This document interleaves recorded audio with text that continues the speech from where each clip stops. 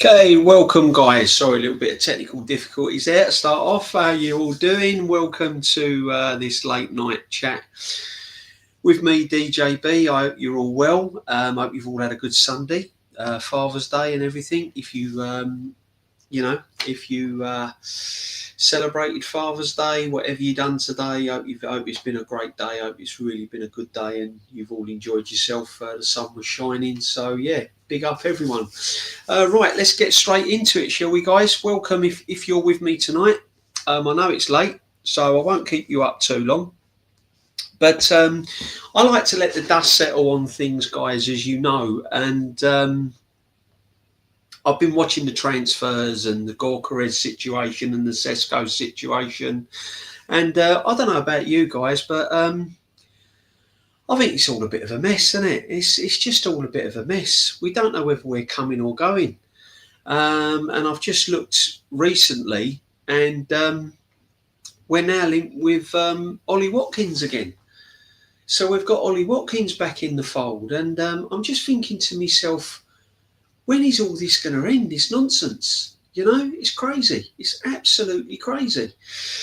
But let me start with Victor Gorkarez. He made it clear that he didn't want to join Manchester United. So straight away, I'm thinking to myself, yo, let's really take this serious now, you know. Let's get in there, get some real solid bids on the table, and let's get this striker to the football club. Because it's all what the fans want. Let's be real truthful here. It's who I want. It's who most fans want. And if you was to do a poll or stand outside the Emirates Stadium on a match day, any given time of the week, they would turn around and say, who do you want as your striker? And 99.9% of the time, everyone's going to say Victor Gorkarez. Okay? That's clear and obvious, without a shadow of a doubt. So I'm thinking, let's make it happen. Everyone's getting excited.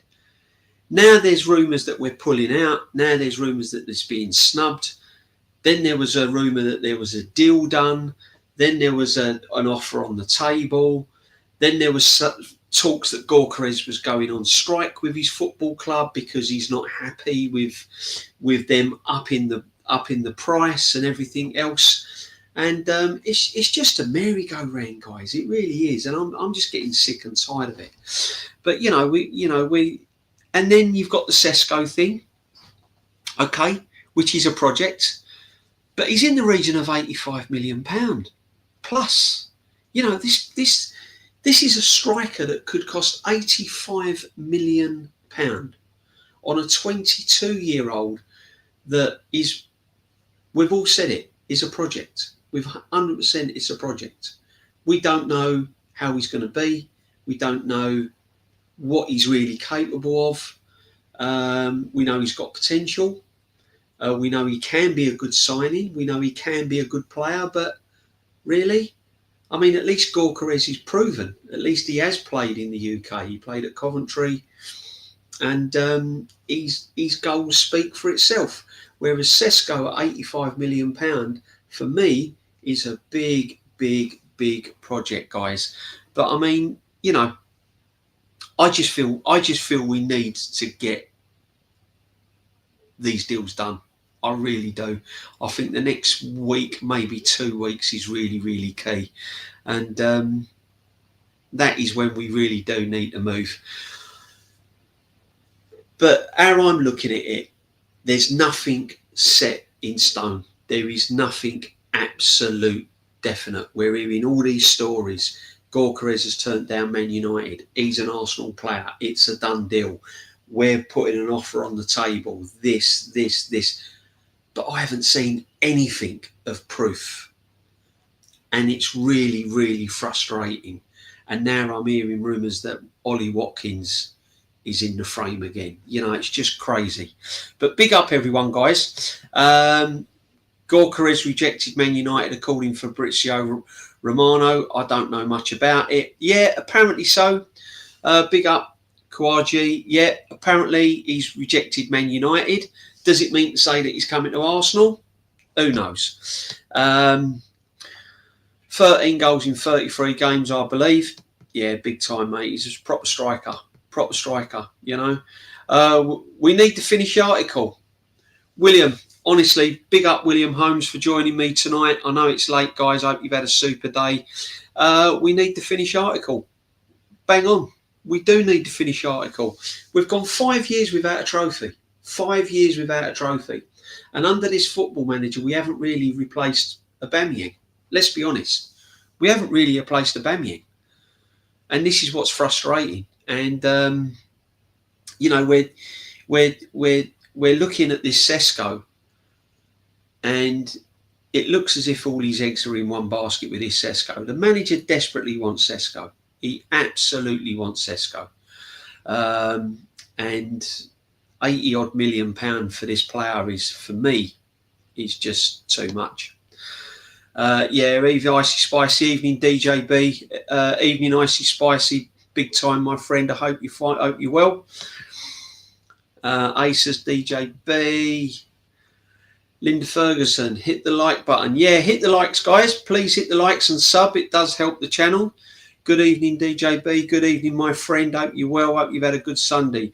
Would you like to keep your Arteta if we won the Carabao Cup, FA Cup next season? Well, this is a question, guys, isn't it? From Chris Tomlinson. People keep asking me this.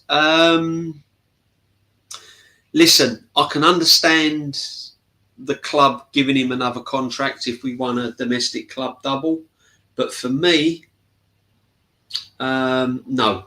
I'm going to be honest with you, I won't keep him. And for reasons, there's a couple of reasons I won't keep him. Firstly, I'm looking at long term. Secondly, I don't think he's going to win a Carabao Cup or an FA Cup. And thirdly, I expect bigger things from this football manager now. Even though I'd be happy with a Carabao Cup and FA Cup, who wouldn't? I would any trophy for me would be fantastic. But I think this manager's had long enough. I think he's had the money, and I think he's been in the job long enough to win more. So no, I wouldn't keep him. We ain't winning anything with Arteta. I've been in the FA Cup and the League Cup every year. Yeah, I mean that speaks for itself, doesn't it, my friend? You know what I mean? His record in the FA Cup has been absolutely appalling. It really has been appalling. As for the Carabao Cup, I mean, you know, I thought last season was our biggest chance. When we got to Newcastle at home, semi-final over 2 legs, I'm thinking, yeah, go and do the right thing here. Let's go and bang them. Let's get in the final. But no, wasn't to be. And that is because we never done the right thing. We never got a striker. And I do believe with a striker, we'd be more dangerous. I don't know how dangerous we would be under this football manager, if I'm going to be truthfully honest with you. I have gone on record of saying I worry whoever comes into the football club, to be honest. Whoever comes into the football club under this manager will struggle. Absolutely struggle as far as I'm concerned. I think his in-game management is poor. I think he's one-dimensional. I think a lot of the teams have sussed him out. I think we've become easy to play against, and this is why it's vital in this window we do the right thing. And I'm talking from a playing point of view. I'm not talking about manager now. I'm talking about the players, the starting 11. We must get a number 9. It's imperative. Honestly, guys, you don't understand. It is so important we get a number 9. Massively. Big up Vincenzi every time. Yeah, big up, guys. Let's build this community. Let's get it going, guys. Yeah, I'm really grateful. How many we got? We got just under 30 in the house at the moment. I'd be really, really grateful, guys, if you can sub and smash the likes. As I said, I think this is my first solo stream, guys. I think it's my first solo one. I've got no guests on with me tonight. That's I think Tuesday. Got Kenny Ken, Jez, and Nomsky. Yeah. So hey, listen, we're all in here. We've got Linda Ferguson. I would take your manager at Portsmouth. That's an interesting one. I'll tell you what, right? He'd probably do a good job at Portsmouth, to be fair. Yeah. It's probably about his level. No, probably. No, listen, I'm not going to get into that debate. But yeah, I can understand why you'd take him at Portsmouth. And listen, I've been to Portsmouth many a time. passionate fans, great stadium.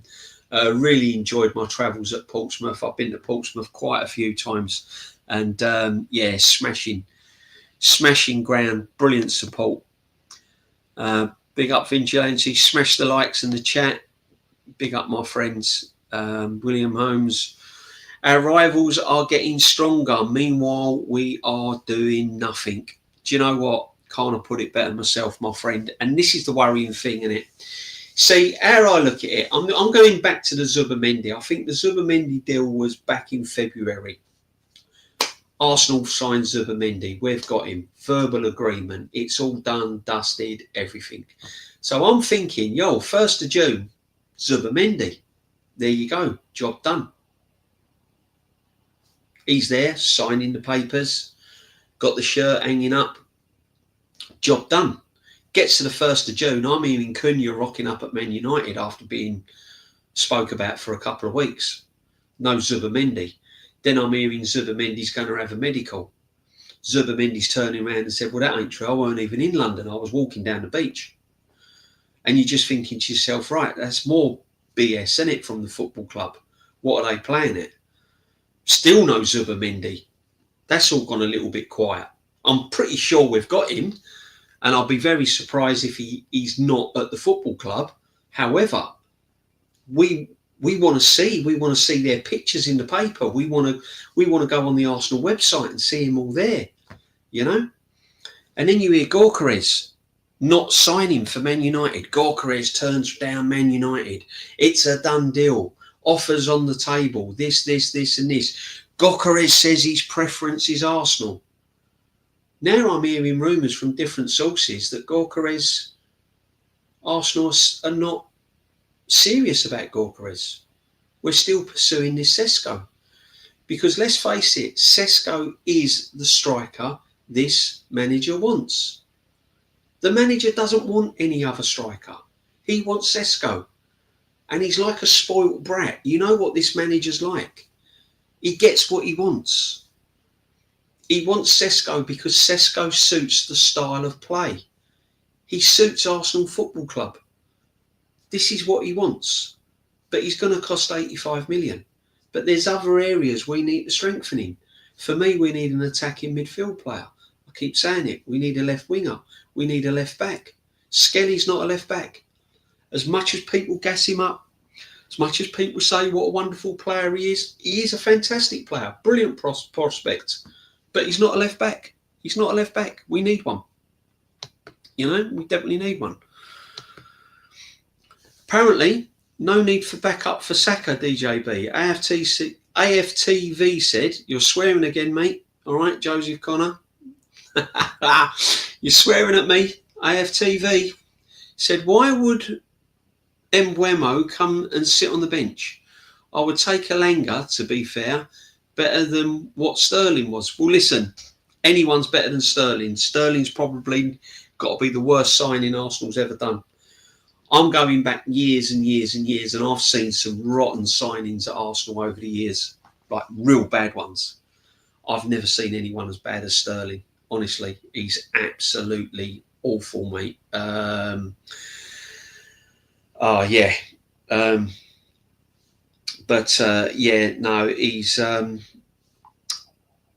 a bad signing.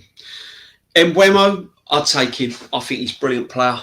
I mean, he's direct, he's dynamic, he gets the ball, he scores goals, he's lively, he would be ideal. I mean, both of these players would be brilliant squad players. And this is what we've got to do. We've got to build a squad. It's something this manager has failed to do with all the money he's had.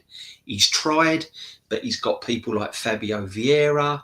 He's made all these terrible Sambi Lokongas, Tavareses. He has signed all these players over the years, and we still haven't got a squad. We still haven't got a backup in any recognised position. Who have we got? People are saying, yeah, but we've got Wanyeri. But Wanyeri's a kid coming through the ranks. He's still learning the ropes. So we haven't really got a backup for Saka at all. We haven't really got a backup for Odegaard. There's no real solid backup for Martinelli. And when you think of the money this manager has had to spend, and we're still scratching our heads wondering who's on the bench, who's to come off the bench, you know? So, I mean, I'd take Elanga and Mbeumo. As squad players, they're better than what we've got. If you look at some of the games last season, who we had on the bench, I think we had about 3 defenders and 2 defensive midfield players at one point, and a goalkeeper. It was ridiculous, you know. DJB had Arteta in tell me we can't judge him till he's had the 22 years of Arsene Wenger. Oh, I know, it's crazy. Honestly, you can't listen to it, my friend. All right, you just cannot listen to it. 22 years of Arsene Wenger. The reason why we had 22 years of Arsene Wenger, this guy built a stadium. He also had the best football team one of the best football teams I've ever seen grace any Arsenal football pitch in the Invincibles. He also won cups. He also won FA Cups. He won Premiership titles. He got us to a Champions League final. Yeah. This guy has won an FA Cup with not even his team. And since then, he's done pretty much nothing. So it's not even a comparison. You can't even... I'm surprised they're giving this manager another year. Let alone talk about 22 years. Do you know what I mean? It's just absolutely crazy, guys. Absolutely crazy. Yeah, big up, my friend. Big up everyone in the chat. Yeah, everyone in the chat, guys. Come on, you know how it works. Let's smash the likes and sub. This is... I think I'm the only Cockney Gooner on here, guys. So, if you're enjoying this, have a little listen and join in. Big up Joseph every time. Of course, big up Joseph every time. I would not. Sorry. Oh, right, Linda Ferguson, you would not take Arteta at Portsmouth. I see. Yeah. Nah, I don't think you would, mate. I really don't think you would, darling. Honestly. Do you know what? Thinking about it, I don't. It'd be interesting, wouldn't it, if he left Arsenal tomorrow, or he was leaving Arsenal at the beginning of the season. I wonder how many clubs would actually come in for him. I mean, clubs would... Listen, I'm not that naive to think no clubs would come in for him. Clubs would come in for him. He would get a job somewhere. I'm just thinking of what sort of club would come in for him. I mean, what sort of club would he suit in the Premier League? I wonder what club would take a gamble on Mikel Arteta in the Premier League. Interesting to hear your thoughts, guys. Interesting to hear your thoughts. Would it be a Brighton? A West Ham? Who knows? Just interesting. Just throw it out there. Where do you think Arteta could go in the Premiership? If he was sacked tomorrow, what club in the Premiership would come in for him? Be interesting. Yeah, big up my friend every time. Big up Gavin. Big up, brother. Carl Walsh. Big up, Carl Walsh. Proper legend, my friend. Proper legend. Bear with us, guys, because I've had a long weekend. Trust me, I've had a proper long weekend, and honestly, but I didn't want to let you down. I set this stream up, and I got home tonight, and I'm feeling a bit tired, and I thought, I can't let you down, guys. I can't let you down. I've got to be here. DJ, what about Matigi from Atalanta? He scored 24. Yeah. Good player. Lively. Yeah, he runs the lines well. I mean, 24 goals. Would he cut it in the Premiership? Listen, it's one of them, isn't it? People say to me, oh, yeah, but would he cut it in the Premiership? Would he be able to do this in the Premiership? Well, my answer to that is strikers we've got now that can't do it in the Premiership. What's the difference? People saying, yeah, but would he be able to do it in the Premiership? Well, Havertz can't. Jesus can't. Marino can't. So what's the difference? We've got players at the football club that can't do it in the Premiership. Why not go and sign someone that's a gamble? If you get an out-and-out striker, If you sign an out-and-out striker and they're banging in 24 plus goals a season, for me, in whatever league, that's got to be better than what you've got that's with no striker at all banging in 9 goals. Use your coaching knowledge. Get these players at the club, and if you're that good a coach, you'll be able to coach them to score goals. That's my opinion. They're all professional players, guys. They're all professionals, yeah? Big up Carl Walsh every time. Yeah, big up Carl. Sporting Lisbon talks broken down with Arsenal directors over Gyökeres transfer. Aces, do you know what? I've heard this, guys, and listen. You can watch channels all day long and you will see Gyökeres signs a deal. Gyökeres coming to Arsenal. Gyökeres this, Gyökeres that. Everyone gassing him up. Oh, he's turned down Man United. Oh, we've signed him. Oh, we've got him here. Listen, till it's done, till he's sitting at that desk and he's signing those papers. Win the dog's sitting there. Arteta's there stroking him. Berta's one side. He's the other side. Cameras holding up the shirt. Don't believe it. Do not be surprised if this guy don't come anywhere near the football club. Trust me, it's Arsenal. We'll end up with Ollie Watkins. You watch. Or Garnacho. You'll hear rumours of Garnacho next week. Trust me. Big up AJ Bayer. Albanian would much rather be Matugi than Sesko. Yeah, possibly. Volcano Walsh. Yeah, big up, man. Big up Aces every time. Yeah, big up everyone. Yeah, it's a nice little community, guys. Yeah, chat amongst yourselves as well. You know, it's nice to say hello to everyone. Big up, brother. You know, it's nice to say hello to everyone. 22 likes. Come on, guys, get the likes up. Aces, my bro. Look, they're all in here. Evening, Carl. Do you count community shields and trophies? Nope. Nope. Community shields are friendlies, charity matches. You can't.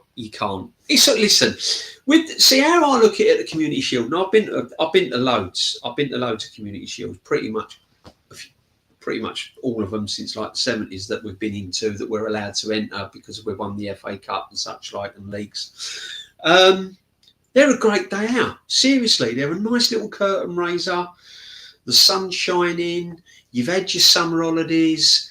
You're going to Wembley. I'll be honest with you guys. I'm not a big football top fan. You very rarely see me go to matches in the Arsenal shirt. I've got Arsenal shirts. Trust me. I've got Arsenal shirts, but they're only like collectibles. A lot of them are in frames and stuff like that. I don't actually wear football shirts. I might wear like a little badge or a little t-shirt, a little polo with the cannon on there. I'm not one for wearing the Arsenal top. But listen, everyone goes. They've all bought their new Arsenal shirts, and it's a good day out. It's the Community Shield's a nice day out. It is a lovely day out. It can't be knocked. I never knock it. It's nice to go. You get a day out at Wembley. You get to hear a few of the nice songs and stuff. And yeah, big up, guys. Oh, I don't know what's happened here. Sorry, guys, I froze up there. I don't know what happened now. But yeah, Beckham at the Charity Shield. It's a nice day out, but it's not a major trophy, guys. It's not a major. Definitely not a major. Theo Hernandez available for 20 million euros. Yeah, market opportunity. Market opportunity. We won't gamble, though. We won't gamble. We'll gamble on Sesko and pay 85 million for him and end up playing him left wing. You watch. And Havertz down the middle. Call me mad, but that's what this manager will do. DJB, did Wenger win 10 or more 17 trophies? Oh, mate, 17 he lost. I lost count how many trophies he won. Yeah. No, the Community Shield will never be a trophy. Yeah, say it'll never be a trophy, but it's a good day out, isn't it? It's a good day out. I would love both Brian Bremo and Wissa at Arsenal. Do you know what? If we are a big club, right? If we are a big club, a serious football club, go and get everyone that's available. Not everyone. I mean, go and get what you can possibly bring to the football club. If you can get Abuemo, Sesko and Gorkarez, go get all 3. If you can get Wissa thrown in there as a squad player, go and get 4. Why not? Go and get Gorkarez and Sesko. Go and get them both. Go get them both. Team like Liverpool rock up, win the league. Team like Liverpool win the Premiership, 120, 130 million on Wirtz. Deal done within what? A couple of weeks, a month, 3 weeks after being linked with him. Over the line, job done. Meanwhile, we can't even get the Zubimendi finalised that we was meant to have signed in February. They're rocking up with Wirtz, 128 million. You know, it's crazy. What I'm trying to say, right, guys, is this. What is the problem? There's obviously a problem. Now, is that the manager and Berta? Is it Berta and the manager falling out? Is it Berta and the manager saying, well, look, I want Gorkarez, you want Sesko, we can't afford both. What's happening? I don't know, mate. I really don't know. I don't know. Arteta mentioned it in his press conference. Who would you sign on the left wing? Now, Rodrigo, will he stay at Madrid? Yeah, Rodrigo ain't coming to Arsenal. Rodrigo ain't coming to Arsenal. Can we afford them all? Big up, Rick, Chris, every time, my friend. You got to look at who we can afford.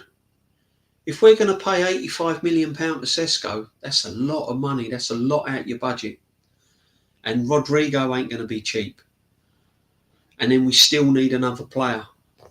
You got to ask questions. You've got to seriously ask yourself whether we can afford all these players, guys, because we ain't going to be able to afford these players. So, you know, we might be looking at players that are around about 40 million, something like that, and then Mbuemo or something like that. You know, because we're not going to be able to get them all. No way. Max Dowman, another academy to be playing. Max Dowman's a quality player. Seen him about half a dozen times, 2 feet, gets his head up. Just creates little pictures around him, knows where the ball's going before it even gets to him. He's one of them players, the only player I've ever seen. He's very, very similar to Liam Brady. Honestly, his balance is incredible. Will he shine at this football club under this manager? No. Move on, Max Dowman. Move on. Crazy. Even if they count, it, he is 3 trophies from a possible 24. Not good enough. So sack him. Nah. Listen, I just believe they shouldn't have renewed his contract this summer. That's all I'm not saying. Listen, sack him. No, you know, he's done some good things for the football club, and I don't want it to turn nasty. I don't want him to get his marching orders. I just want him to sit down and just say, look, you know, you've taken us as far as you can. See you later. I'm really surprised he's there next season, to be honest. Get Luis Enrique, PSG smashed Athletic 4-0 tonight again. The club. Well, that I tell you what, PSG are going to be around for a long, long time, my friend. A long time. PSG are a serious outfit, and this is getting back to the touching on the Champions League. I said that this season was our biggest chance to win the Champions League. It was our biggest chance, because next season is going to be even harder. It's going to be so tough to win that next season. It really is, and yeah. I think we're 4 years off of it, miles off it. We have £400 million sitting in the spare bank account. We are a very rich club. Apparently so. Massive chest, apparently. Everyone was saying it towards the end of last season. Oh, we got all this money to spend. Millions and millions and millions. War chest. Untold money. Ain't going to be spent. Telling you. Won't be spent. No one can argue Arteta has done good, but he can't finish the job. No, he can't. He just can't get us over that line, guys. See, with Arteta, I always say big managers step up and big games, right? They could be dead and buried in a game. They could be nowhere near getting through to a final, and then all of a sudden they have that little spark. They do something different that no other manager does. Crazy things, you know. And listen, I'm talking hypothetically here, but you know where I'm coming from, guys. Like, play your centre half at sort of centre forward or something. And as I said to you, George Graham against Palmer played Nigel Winterburn, holding midfield player, changed the game, completely changed the game. That's what managers do. They change the game in big moments. Arteta can't do it.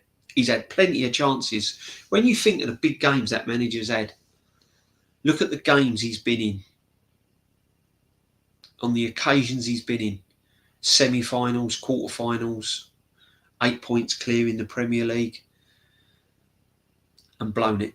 Absolutely blown it. Heartbreaking, really, guys. Totally heartbreaking. 88 mile an hour. We got 172 million for coming second, so we can't definitely spend big this summer. No, we ain't going to be able to spend massive. We won't spend massive. Big up every time, my friends. Yeah, smash the likes, guys. Smash the likes and sub. Smash the likes and sub. Will help me very much. It will all help the channel. Oliver, how you doing, buddy? Every summer we have a war chest. Oh yeah, every summer we're going to do this, we're going to do that, we're going to do this, we're going to do that. I thought our biggest opportunities was last summer. If we'd have done the right thing last summer, we'd have only had to have signed 1 or 2 players this season.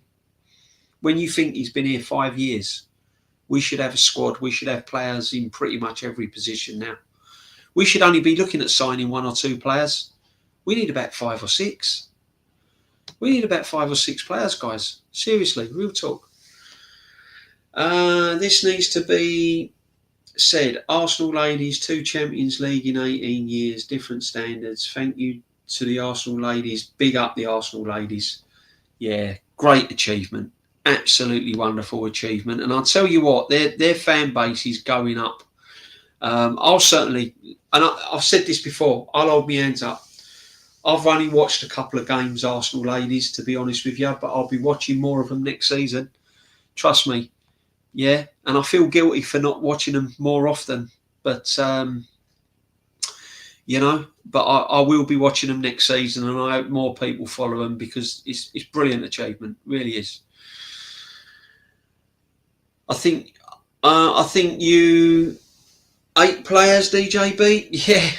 Yeah, it's a rebuild, guys. It's a rebuild. No, it's not. Yes, it is. No, it's not. It's not a rebuild. It's a retool. It's a rethink. It's a rejig. It's a rebuild. We need players out the door. We need to get rid of Zinchenko. We need to get rid of Jesus. We need to get rid of Trossard. We need to get rid of Martinelli. We need players out the door. And the only reason why I'm saying Martinelli before the chat jumps in is because we can still get good money for him. And this manager, it's nothing to do with Martinelli. It's not because I don't like Martinelli. It's because this manager can't coach him. This manager does not know how to get the best out of Martinelli. So for Martinelli's sake, I'd like him to move on. Seriously, I'd like Martinelli to move on. Yeah? Because can't get the best out of him. Don't know how to manage him. We need players in every position. 100%. Left back, left wing. We need an attacking midfield player. We need a striker and a backup striker. I think we need 2 strikers. People are saying we only need 1. We need 2. If that striker we buy Sesko and he gets injured, who we got? We're back to square one again. We're back to Havertz. The whole reason why we need a striker is because Havertz ain't good enough. So if we buy a striker, who have we got to back up? Oh, we've got Marino. Oh, yeah, I forgot, guys. Yeah, we've got Marino. Of course we have. DJB, Tonali or Partey? Right now, I'd sign Tonali. Partey's done brilliant, but I'd have Tonali all day long. Yeah, he's got more legs on him at the moment. Probably need 5 or 6 go out. 5 or 6 to go out. Then you need to bring about 8 or 10 players for a squad of players. But Arsenal won't. I reckon you finish 6th with the manager next season. Do you know what? I reckon even if we sign 6 players under this football manager, we're finishing 6th, my friend. Highly likely 5th or 6th. I reckon we're struggling. I reckon if we only sign 2 players under this manager and we don't strengthen in the right places, I reckon we could be struggling to make top 5. Seriously. Under this football manager. Oh, you're negative. You're negative, DJB. No, I'm realistic. And I've been watching them for 50 years, so I think I know what I'm talking about.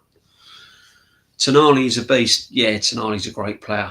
And well done, Newcastle, for getting him in. See what I mean? Market opportunity. Hands up if you'd have heard of Tonali. Hands up if you'd have taken Tonali 2 seasons ago. Ask all the top gooners. Would you have taken Tonali 2 seasons ago? Tonali? Who's Tonali? Nope, I wouldn't have taken him. Of course you wouldn't. Take him now, though, wouldn't you? Of course you would. 100%. If this was the Arsenal at Highbury, we would get all 3 of Jonathan David, Sesko, and Victor Gyökeres, and sell Kai Gabriel Jesus right now. Yeah, under David Dean, we probably would have done, my friend, to be honest with you. It's been a crap show, hasn't it? Let's be honest. Definitely have taken him. Is that Tonali, my friend? Yeah, definitely have taken him. Have I missed out a little bit there? Oh, Bruno Guimaraes or Partey. Bruno all day long. If we can get Bruno in, go get Bruno. I've been saying that for ages. Absolutely ages. Arteta needs to go. Awful football to watch last season. Do you know what? It was depressing. Absolutely depressing.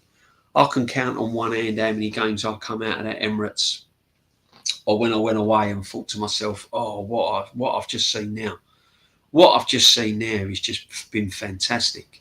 No, not this season. It's been terrible. If we sign Gyökeres, he'll put Havertz back in midfield. Do you know what? I think if he signs Gyökeres, he might play Havertz in the 10. You know, I could be wrong, but I think he could. I think he could easily play Havertz in the 10 if we sign Gyökeres. One thing's for sure, this manager wants to get Havertz in the team no matter who we sign. He swears by him. Absolutely adores the player. Whoever we sign for a striker, Arteta is invariably going to run Havertz in midfield again. The thing, it might just won't work if we get the right strike. The thing, it might just work. It might do. It might work. It might work. But the problem is, right, my friend, is that he will still play the same way. He will still have our most attacking, deadly players tracking back and not being dangerous enough in the final third. What we need to do, right, people, what we need to do is this, right? We need to get Saka in the final third. We need to get him where he's dangerous. We need to take the defensive duties away from him, and we need to push him more forward. We need to get him into them areas where he's going to be more clinical, right? And then we need then to get a midfielder coming from deep and breaking the lines, running beyond the defenders. We don't do that. Most of our central midfield players play just in front of their back 4. So they're easy to pick up. They're easy to manage. That's the problem. Yeah? We need midfield players breaking the lines, being brave. But you need a brave manager to incorporate that. And we haven't got that, guys. We haven't got it. How much is season tickets for Arsenal? I'll tell you what, Linda, if I was to tell you how much I pay for my season ticket, it'll ruin your Sunday. All right? That's all I'm saying. Let's say you don't get much change out of 1,400 quid. No, please, Havertz is not a 10. He doesn't have the ability. He's not a 10, he's not 11, he's not a 2, he's not a 3, he's not a 4, he's not a 5, he's nothing. Havertz is the most overrated player I've ever seen at Arsenal. Does a few little things, but as I said to you before, I'll tell you what sort of person he is, right? It's when you have a bottle party and he turns up with a case of Coca-Cola. You ain't going to go thirsty, but you're not going to get very merry, are you? Let's be honest. Right? That's Havertz. You know what I mean? He's one of these people, right? That when you go to parents' evening with your kids and that, they go, "Oh, he's in the comfort zone. He could really do well. He could really push himself a lot harder in lessons, but he'll do all right. But he's just plodding along. He's just plodding along, Mrs. So-and-so, Mr. So-and-so. That's Havertz. He plods along, doesn't he? Yeah, he's like my car. He does enough to get me from A to B, but he's no Aston Martin, is he? You know what I mean?" Arteta should call the dog called Bottle. Mate, that dog needs to get out as well. It's abuse, mate. Someone should be calling the RSPCA. Real talk. That much money for a crap football. Well, listen, it is a lot of money. It is a lot of money, and this season's been pretty dire. But the reason why we go is because you know what it's like, Linda. We all love our clubs, don't we, mate? And you just hope it always gets better. You know what I mean? Great stream. Oh, thanks. Thank you, my friend. Thank you, my friend. It is late, and I am a little bit tired. But, I put it up there for 11 o'clock just to test the water. And here I am. If it works out fine, I'm happy to do a little late night stream because not everyone goes to bed, do they? Everyone can't sleep. I'm a bit of an insomniac myself, to be honest with you. It takes me ages. I'll get through loads of books, what I'm reading. Where are we? Linda, I think it's around 1,500. Listen, it's all different. The pricing is all different. If you pay for Champions League games, it's another price. Where you sit in the stadiums, another price. I mean, people say I sit in the posh end. But, if you're lower, middle, if you're on the halfway line, you know how it works out. But on the whole, Arsenal season tickets are not cheap. They're not cheap, guys. Would you take Vitinha at Arsenal all day long, my friend? That's a no-brainer. All day long. Big up, DJ. Which block of the Emirates? I'll come and say hello when the season starts. Oh, magic, Chris. Yeah, 114, my friend. You're always welcome to say hello. I mean, block 114. Yeah, no problem at all. Everyone's all welcome to say hello. Big up my friends and big up the community. Big up everyone that's locked in here tonight. What have I got? 49. Let's smash the likes and make sure that you sub. That would be wonderful. Wonderful, wonderful, wonderful. Vitinha got PTMT today versus Athletic. Yeah, I mean, he's a quality player. I mean, if you watch... But listen, do you know what really... That's a really good point, but what really worries me with this manager, guys, and I don't know you, but I think if we had a really exciting midfield player like a Vitinha, and the reason why Vitinha is so effective is because he's allowed to play. He's allowed to get on the ball. He's allowed to roam. He's allowed to switch from left to right. He has the whole freedom of the football field. A bit like when you play out, like when you're at school and you get that ball off the teacher and you go out on the playground and you go, yo, let's pick up two teams. And there's no real positions. And you'll always have one, don't you? We've all been there, guys, in the school, haven't you? And they go like, well, where do you play? Oh, I'll play midfield. I'll play striker. Where do you play? I'll play defender. Oh, all right. And then you start off in your positions and then you just play where you like. That's Vitinha. He just plays where he likes. Just gets the ball, plays it, knocks it, through ball, makes runs, gets on the ball, runs with it, goes on the right, goes on the left. We haven't got that. This manager won't let you play like that. This manager, you only play one way. You stick there, run up, run down. That's it. That is it. No player under this football manager at Arsenal will be able to express themselves. Name me a player, right, whether you're Arteta in or Arteta out, name me a player last season that you thought really expressed himself, that really got you out of your seat. Think about it, guys. What player last season, and I don't mean one individual game, a moment, you tell me a player that actually got you out of your seat on a constant daily basis, week in, week out, that made you went, yo, oh, Whoa, did you see that? How did he do that? How did he do that? I can't think of one. Declan Rice 2 free kicks against Real Madrid. That was it. That was the moment. That was it. It's Enrique's system. Absolutely. Brave. Brave. Lets the players express themselves. Yeah, big up DJB, real one. Yeah, cheers, bro. Yeah, I am a real one. Like it or not. You either like it or not. Listen, right? I'll say it again and I'll keep saying it. It's not because I hate Mikel Arteta, right? It's getting that way because he ain't winning me trophies. It's not because I'm Arteta this, I'm Arteta that. Arteta has done some great things at this football club, and I'm going to say that right now, okay? But for me, he has reached his level. He's reached his sell-by date. It's gone. It's like opened milk that you've left out and you've gone on holiday and come back and you've gone, whoa, what's that smell? Yeah? Not that I've ever done it, but you know where I'm coming from, right? He's passed. He's passed it. He's done all what he can, and I don't think he can now give any more. He can't give any more. The players have got bored of him. You can tell that by certain players, their body language. You can see it in the players. They're looking over and they're going like, yeah. You can see it. They need inspiration from somewhere. They want their mojo back. They're bored. Don't forget the fixture list comes out. I think it's next week. Be really interesting to see.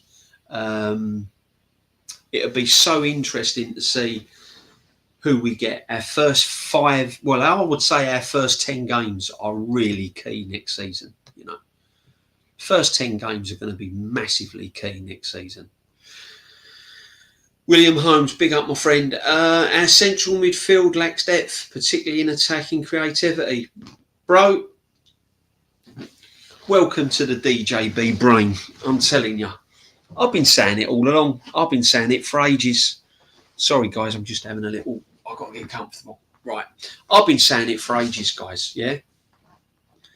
We lack an absolute central midfield player. We're lacking it. We haven't got it. Even Zubimendi, very similar to what we've got, sideways and backwards, sideways and backwards. Gets the ball, got a chance to create attack very quickly from transition, slows it down. Rice slows it down. Partey slows it down.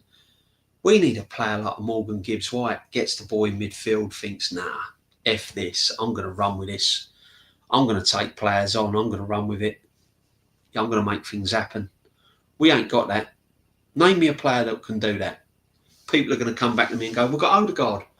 No, he doesn't. He just stays on the right. Stays on the right, swivels around, looks sideways, look backwards, or he looks for Saka. Every single time. Predictable. Mark Saka out the game, Odegaard's ineffective. I can talk about football all day long, guys. Honestly. Yeah? Because what you got to look at what players can actually do at this football club and how they're being coached, right? Don't look at names. Don't look at results. Look at what the players do week in and week out. Look how they play week in and week out under this football manager. The horseshoe of death. It is 100%. 100%. MLS made some good MLS made some good driving runs through midfield at times, but that's it. And Ethan at times too.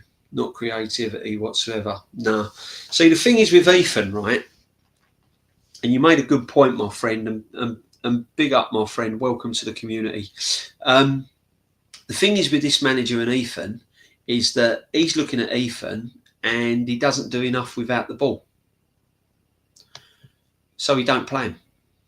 Don't do enough without the ball, so he don't play him. isolating him. But my opinion is, right, if you're a good football manager and you're a good coach and you're getting paid £15 million a year, I want you to be able, with that young player, to turn him into something really, really special. That's what I pay my season ticket for. I pay your wages to do that. I pay your wages to turn that young player into someone really special. Me and thousands of other Arsenal fans. Lazy off the ball, then turn him into an absolute world beater when he's got the ball. Can't do it though, can you? That's why you don't play him. Danny Dyer will probably tell his daughter to divorce him if Bowen leaves West Ham. Do you know what? I'm a massive Bowen fan. If someone said to me, "You're signing Bowen and not Sesko," I'll be over the moon. And people are saying Sesko because it looks better, doesn't it? Sesko looks more sexier than Bowen, doesn't it? Gerard Bowen or Sesko? What sounds sexier? I'll tell you what, Bowen to me, all day long. Can play on the right, can play him in the 10, can play him down the centre. Knows the Premiership. Turn up in big matches. Get ready for the Havertz and Odegaard Rice midfield. Yep, it's coming. You know, brother. You know it's coming, don't you? You know it's coming. Listen, one thing I am definitely on here, mate, is real. I ain't going to bullshit you. I'm not clickbait. I'm not here for, yeah. I'm just saying it as it is. I'm talking like a fan at fans. We're all fans. We're all football fans, yeah? We're all football fans. Why beat around the bush? Why beat around the bush? DJB. Got Eze, Tony, Mateta this summer. Would you call it a window? Eze, Tony, Mateta. Yeah, I would. Eze, I think, is absolutely a brilliant player. Tony excites me. And Mateta, yeah, striker. Better than Havertz. Better than Marino. So all three are an upgrade on what we've got. So, yeah, I would call it a good window.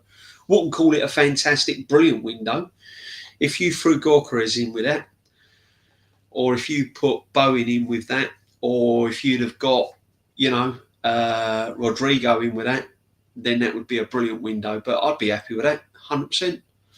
100%. People would go to me, yeah, but we haven't got Sesko or Gorkarez. We've got Mateta. I'll tell you what, right? Let's talk about managers. Mateta was fodder a season ago. That's why they signed Eddie Nketiah. This guy rocks up at Crystal Palace and turns him into a world beater. Absolute world beater. Could Arteta turn Mateta into a goal scorer like the Palace manager's done? I don't think so. If Liverpool get Isak over, oh mate, he's the player, isn't he? Isak's the player.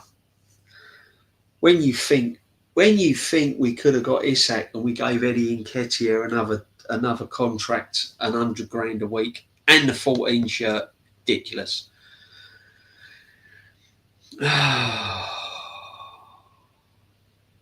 Yeah. It's the difference between a great window and a good window. To be honest, right, guys, is there any really great windows about these days? Would you say Liverpool's had a great window or a good window?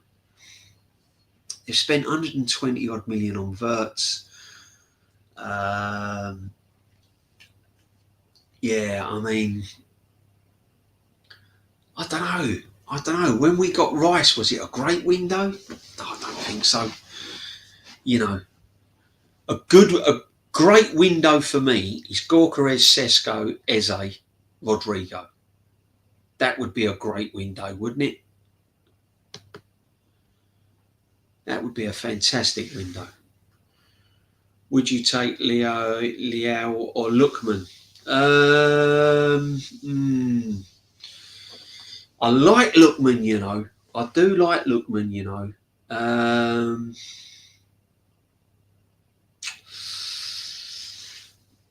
Probably current form Lookman, my friend, but big up, yeah. Is Pedri the best midfielder in the world of at the moment, Pedri or Vitinha? Oh, that's a tricky one, my friend. That is a tricky one. I like Pedri. I think he's a fantastic player. I really do. Yeah, I'm just going to go. I'm leaning towards Pedri. I'm going to go Pedri. But brilliant, both brilliant players. Not world class though. Rice window was good. We got Rice and Timber that window, but we also got Havertz. And to be honest, I don't rate Raya highly as other people do. Big up, Boyton. No, big up, my friend. Always a pleasure to have you on. I've seen you quite a lot on channels as well, my friend. Big up. Do you know what? I'm with you on Raya. I think he's good. I think he's a great keeper. I've seen better. I have seen better. Rice was a great signing. Timber, good signing. Havertz, nah. We needed to be more adventurous with that 65 million. 100% we needed to be better than that. I'd have got Eze then. I'd have gone and got Eze then when we got Havertz, to be honest. But there you go. Raya was on loan at the time, and we signed him permanently. Yeah, he was on loan. He's done all right. I mean, listen, he's a good goalkeeper, isn't he? He's good. You wouldn't want to see him playing for anyone else, but I wouldn't say he's a worldie. You know, he's no Layman or David Seaman, is he? 10 out of 10 window. Gyökeres, Rodrigo, Eze, yeah, Baleba, Rogers. Yeah, that wouldn't be far up the 10, would it, my friend, eh? Come on, guys, what would be your 10 out of 10 windows? What would be your 10 out of 10 windows? I'd have Tonali in there, you know. Or Bruno, definitely. Definitely have Bruno in there as well. 100. Marino, Sterling, Neto, Calafiori. That'd be a minus 10 out of 10, that would. I'll tell you what, that'd be a 10 out of 10 for a lot of the clubs, though, I'll tell you. Yeah. What clubs would that be a 10 out of 10 for? 10 out of 10 for? Right, don't say Spurs. Who's your top 3 best managers of all time? George Graham. 100%. Georgie Graham. Got to be up there. What he done with that Arsenal team. 1 game away from an invincible. Going to Anfield. 89. Winning 2-0. Getting that team to a European final and winning it. The Brian Clough. 100%. Brian Clough. What he done for Nottingham Forest was just absolutely incredible. Will never be done again. Don't care what anyone says. No one will ever do what Brian Clough did at Nottingham Forest. And Alex Ferguson. They'd be my 3. They'd be my 3. Without a doubt.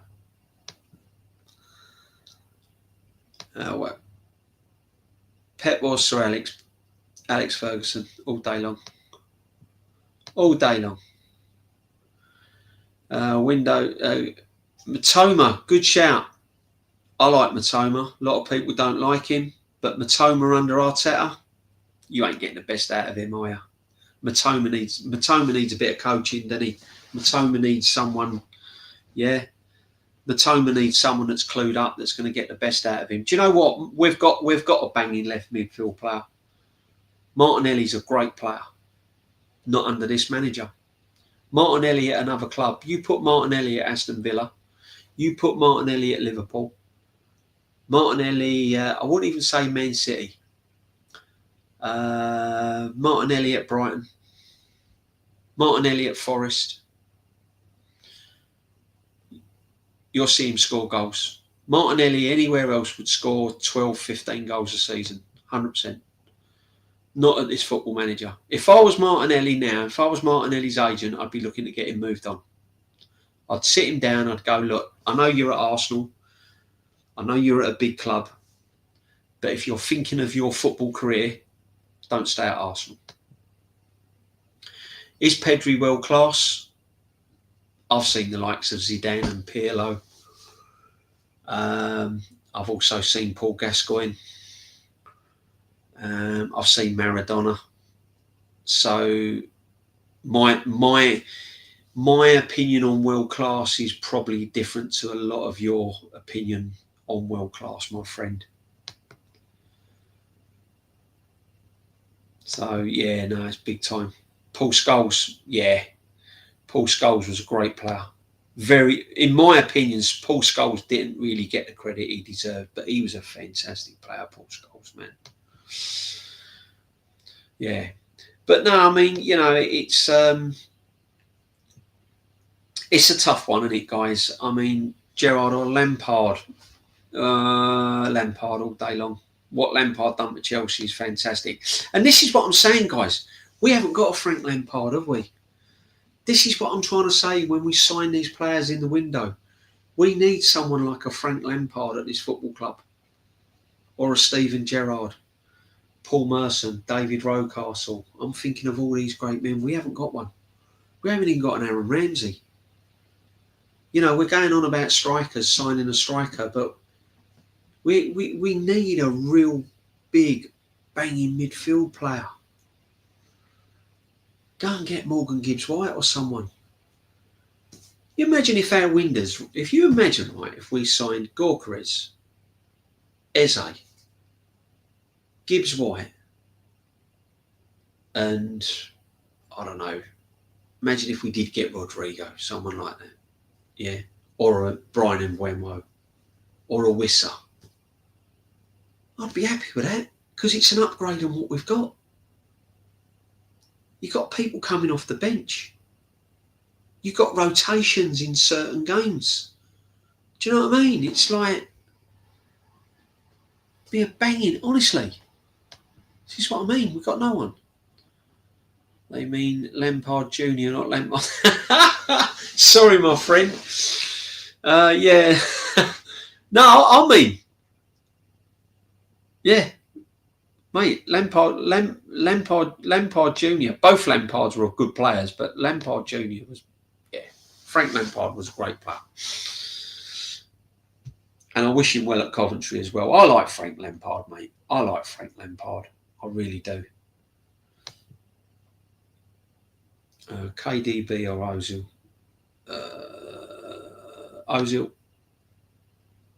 Ozil. All day long. Guys, smash the likes. Get the likes up. Smash the likes. If you've not subbed, why not? All right? All you got to do is just sub. That's all you got to do. Yeah? It's not hard. It takes about 10 seconds. Just sub and we'll be well away. So, guys, we're getting on. I know it's getting late. Thank you for joining me. Guys, gone past midnight already. I must get a glass of water in a minute because I'm drying up, guys, all right? I'm not going to leave you, but literally going to come back. I'll be back. Fixtures come out. These are going to be really important for this football team. Because if we start the season, you imagine if we start the season, let's give you some teams off the cuff now, right? We won't go too heavy. Let's say we get Brighton away first game of the season. Following game, we get Man City at home. Then we might get an Aston Villa away. And then we get like Fulham at home. West Ham away. North London derby. There's 6. I'm just throwing it out. And then we get a Man United, 7. Right? Let's say we go sort of middle of the road teams, if you like, Brighton's, Fulham's, them sort of teams, Villa, even though Villa ain't middle of the road now. How do you think we'll do? How do you think we'll do if we get them sort of teams in the first 5 games? Because I'm telling you now, we need to win every single one of them. We need to win every single one of them. We need to win our first 10 games of the season. No draws. No points dropped, no nothing. Yeah? That is the pressure that we are under. That is the pressure this football manager has put himself under. Yeah? by the fans as well that back him. That's the pressure he's under now. He has to win every single game. Has to win every single game. The minute he starts drawing and losing, bang, the pressure's on him. He ain't going to be able to do it. He's not going to get us over the line. And he will feel that personally, guys. He's going to feel that personally. All right. And this is why I said we needed a new football manager, because he's not going to be able to handle that pressure. All right. You can see the winner after 8 games. Do you know what? I always say that. 88 mile an hour. Big up, my friend. I always say about the 12 games. I reckon 12 games, depending on how teams are done after the first 12 games, you get a rough idea who's going to be hanging around come what may, in my opinion. Yeah. Let's be real though. I don't think Arteta is under any pressure from the board as long as he comes in the top 4. I'm not going to follow the bandwagon on this, my friend. I'm going to say he's under pressure. I don't think it's about finishing top 4. People say, oh, you know, all the board's only interested in top 4. I would say 2 seasons ago, yeah, not now. And let's be honest, right? Kroenke Jr. is really the one that's in charge of the club, not the old man, right? They have got Berta in for a reason, to sort problems out with signings, wages, contracts, etc., etc., etc.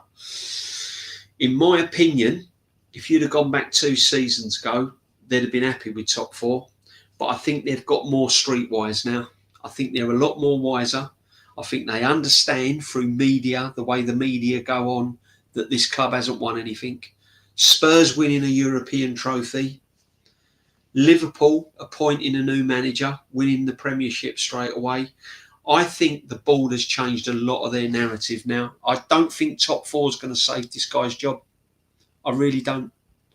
That's my opinion. I think he's under a lot of pressure. Big up, Lawrence. Thanks for joining me, my friend. Just got back from watching the PSG Atletico Madrid game.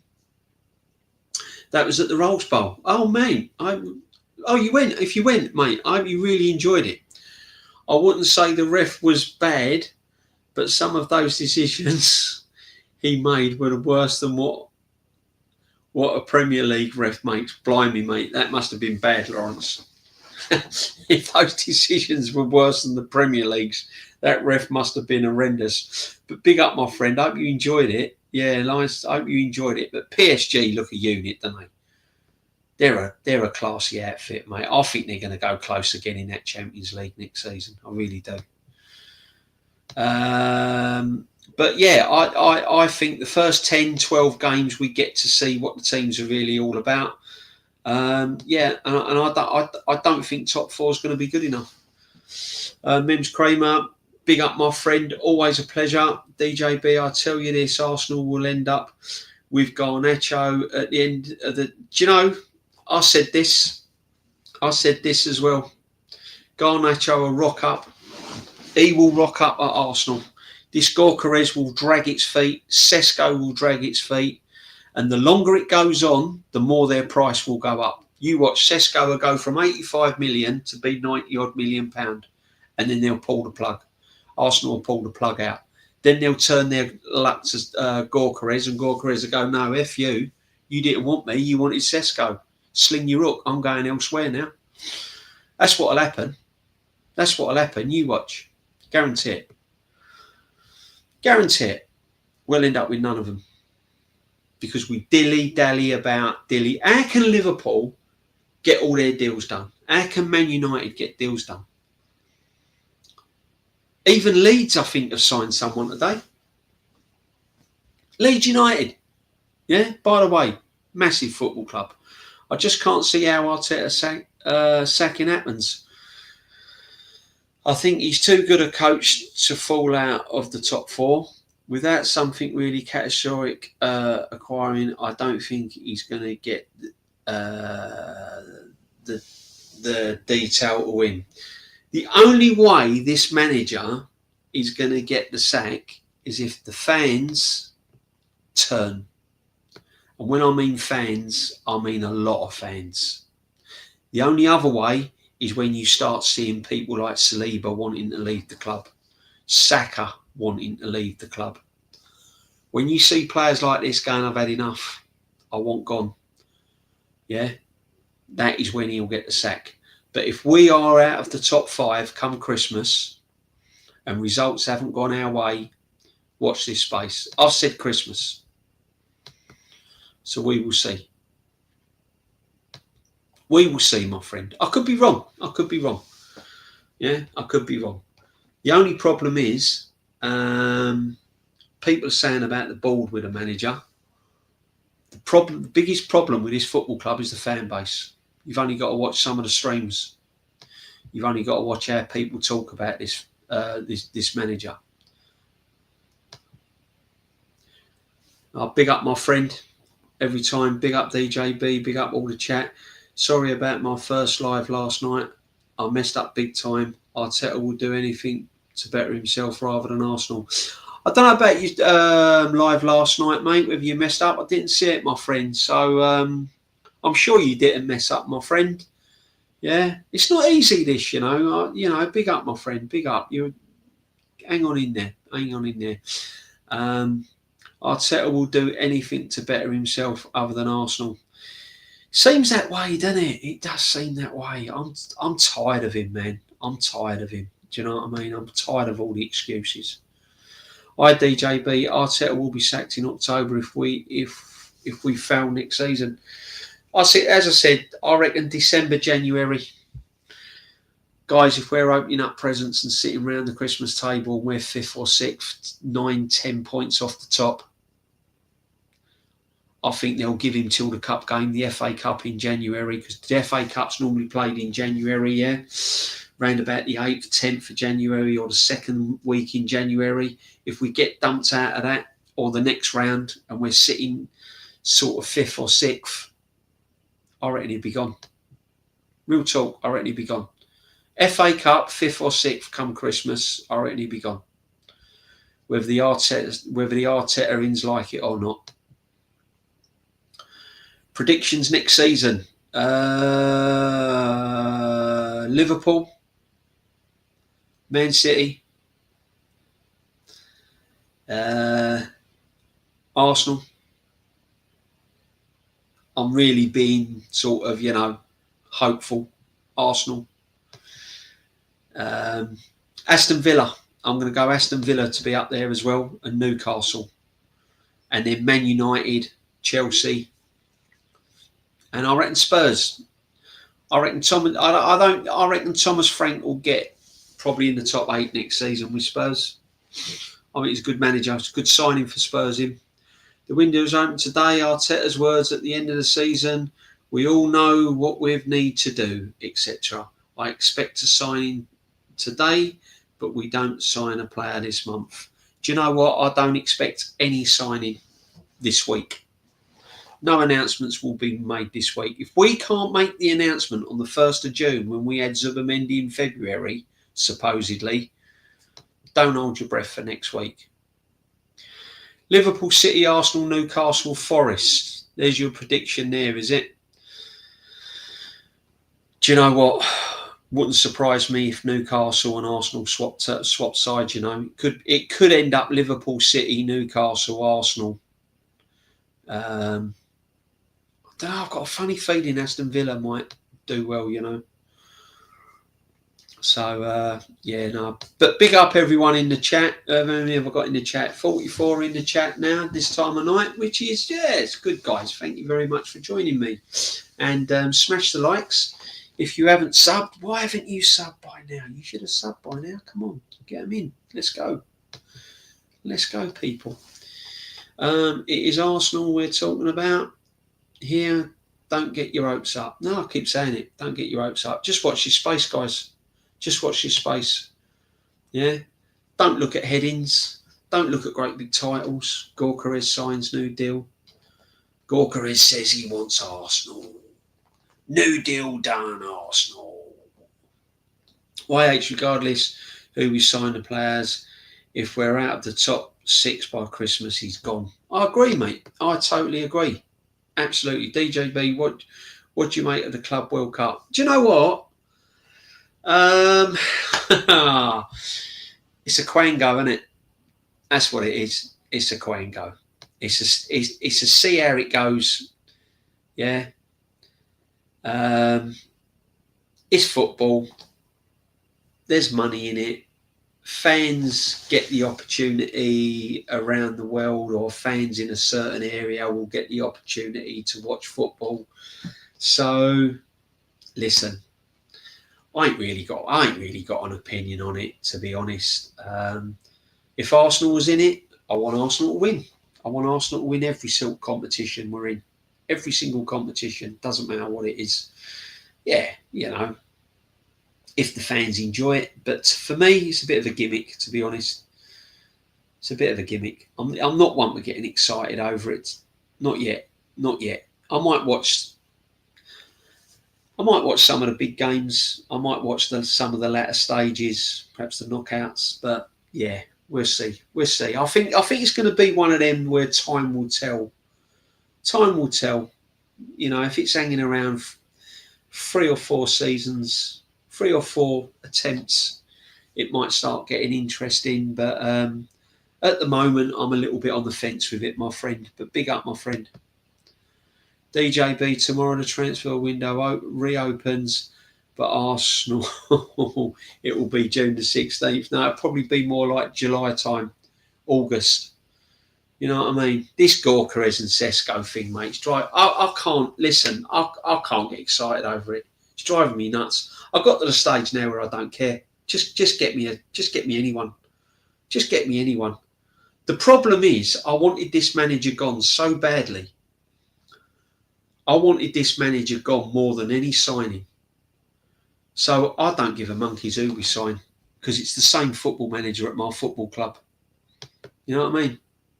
Manchester City have signed 8 players since we've signed 1, but the latest excuse from Arteta fans is that they have signed because of the Club World Cup. They stand there rebuilding, Jane. Yeah, that Club World Cup about not signing any players is a massive excuse, my friend, isn't it? Isn't it a big excuse? We didn't sign, we signed Zubamendi back in February. What's the World Cup got to do with that? And he still ain't announced. City are moving like a juggernaut, mate. They're moving like a juggernaut. So are Liverpool. Big clubs mentality. The thing is with Pep, right? What he's done, right? You can see what Pep has done, yeah? He's gone, I've really messed up this season. I really got it wrong. He's looked at himself in the mirror and gone, I've really effed up. I've got everything wrong. Everything. And what is he doing? He's trying to rectify it. He's making moves to rectify it, getting the players in. One thing you'll see with Man City next season, he will completely change the way he plays. If you look at the players he signed, he will completely change his style of play next season. You'll see a complete different Man City next year. Something Arteta can't do. You won't see anything different from Arsenal. Nothing. Apart from the football kit. That's it. Yeah, it's got to the point now it's taking the piss. It is, mate. It's Oliver. Big up, my friend. Massive piss take. And do you know what, right? I keep saying it, getting back to Oliver. And big up, Jesus. My number 1 out of the door first. 265 quid will never fit. There, exactly. Jesus, my number. Yeah, Jesus would be my number 1 out the door. Closely followed by Trossard. Closely followed by Havertz. And then Martinelli. I'd get 4 out. I'd get 4 of them gone. Zinchenko. Do you know what I'm going to say about Zinchenko? Right. He's another one that's been mismanaged. You can either agree or disagree, right? But for me, Zinchenko has been mismanaged. If you'd have played Zinchenko in a midfield role on a regular basis and played him in that kind of midfield role where you give him like a little free rein and little roaming role, or a little number 10 where he flits in and out, I think you'd have seen the best out of Zinchenko. I think we could have got some quality out of that player. Because I've seen him play for Ukraine that haven't really been blessed with fantastic players. And the one player that stood out 8 out of 10 times is Zinchenko. And we could have bought that to Arsenal. But this football manager can't do it. He hasn't been able to do it. Guys, you leave it all on here, guys. We'll talk about players. I like talking about players. When you talk about tactics and football players, we can talk. Not a problem. Because what you'll hear a lot on the other channels, Zinchenko's useless. He's this, he's that. Get rid of him. Yeah? But he's played at left back. He's played him at left back. When Zinchenko has played midfield, hands on your heart, has he been that awful? Has anyone in the chat seen Zinchenko play midfield and gone, he's dreadful. He's absolutely awful. And I'm talking like Sterling level, yeah? I haven't. I've seen Zinchenko play midfield and seen some good things from him. You imagine if he'd have got a proper run in midfield. It's like Skelly, I keep saying it. Put Skelly midfield. Skelly's not a left back. Skelly is not a left back, chat. Simple as that. Surely Arteta would be the first one out the door. Yeah, I didn't even want him in the door. That was me talking that he'd already left, God, mate. Oh, dear. You know where I stand on Arteta. Come on, guys. Yeah, listen. Yeah. As I said, he's done some good things. Time to go. He's had enough. He's had enough. He's had enough, guys, isn't it? It's when you outgrow something. It's like when you've had a car for like years and years and years and years, and you're still trying to get it serviced. You're getting them brakes done. You're getting them tyres changed. Then something else goes wrong, so you pay more money out and get that fixed. Yeah, and you're driving and you're going, yo, this is all right. This is okay. And then something else goes wrong, and you think, I want to keep hold of it because it used to be, it's like I've had the car for so long, and you're trying to keep hold of it, but you know it's no good. You know you need to change it. Yeah, that's Arteta, man. He's that old car that you just tried to keep patching up, but unfortunately, it's like time to go. You know what I mean? It's time to go. 100%, 100. Martinelli would be brilliant at Newcastle, mate. Martinelli would be brilliant anywhere. Eddie Howe's great manager. Look what he's done to Joe Linton. Look what he's done Joe Linton into. Murphy and Barnes this season. I rate Nuno, Eddie Howe both better than Arteta. Yeah, 100%, 100%. 54 likes. Thank you very much. Smash the likes if we can get some more likes in. Everyone in this chat, smash the likes, please. That would be helpful. That would help us. That would help the channel. That will help the community. At the end of the day, we're just trying to build a community here, guys, and everyone's welcome. Everyone's welcome. It's a good late night chat as well. 25 past the midnight now in the UK. And we're still all in here. We're still all in here buzzing. Do we keep Zinni and play him in midfield? No assurance party says. Do you know what? As I said, listen, I'm not saying keep Zinni. I'm not saying don't keep Zinni, right? All I'm saying to you is have we really seen the best out of Zinchenko? Because when he first come to the club and he was inverting, I'm thinking, he's doing all right here. He's, this looks a tidy signing. And then again, the manager just kind of didn't push him on. All I'm saying is, if this manager had played him in midfield on a regular basis, or give him a chance in midfield, I think we'd have seen a better Zinchenko than what we've seen up to now. I think we'd have seen a better player. I really do.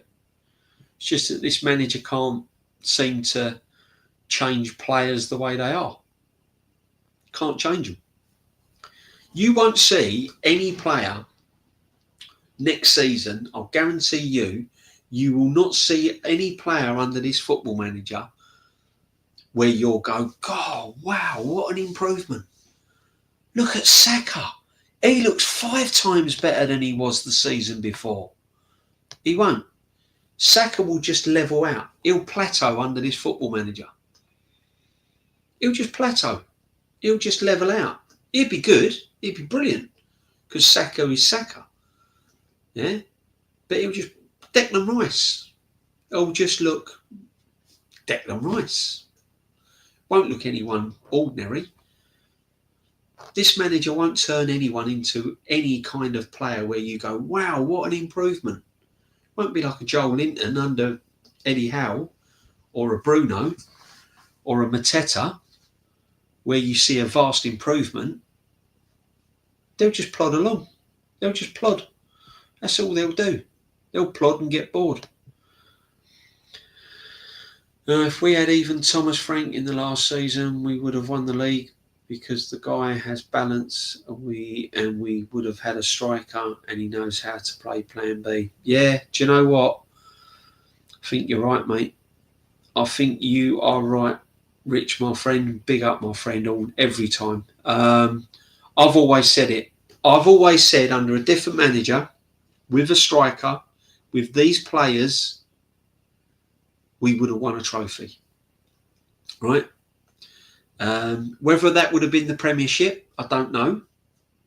I'm not saying we would have done, and I'm not disbelieving you, my friend. All I'm saying is we would have won a trophy by now under a different manager. Whether that's Carabao Cup, FA Cup, Premiership, or got to a final in the Champions League. 100%. 100%. Thank you for the stream, DJB. You're welcome, my friend. Please join me again if you're gonna tuck in. I hope you've had a super weekend. I hope everyone's had a super weekend. If you're a dad, if you've still got your dad and on the earth, and I hope you all have. If you do celebrate Father's Day yesterday, I hope you've had a great time with family and all of that. Big up everyone for joining me. As I said, I'll put it out there. This is my first solo stream, so thank you all for being part of it. Really appreciate it. Yeah, what can I say? Can't thank everyone enough. What do you think we sign before the end of the window? Who do you think we'll sign before the end of the window? Well, I've got to say Zubimendi, haven't I? Because that's the one that seems to be nailed on. And that's the only one I can really say that we'll sign. The others, don't know. Yeah, but we've got Gorkarez because he turned down Man United. No, we haven't. And Sesko's price is going up. They're playing a game now.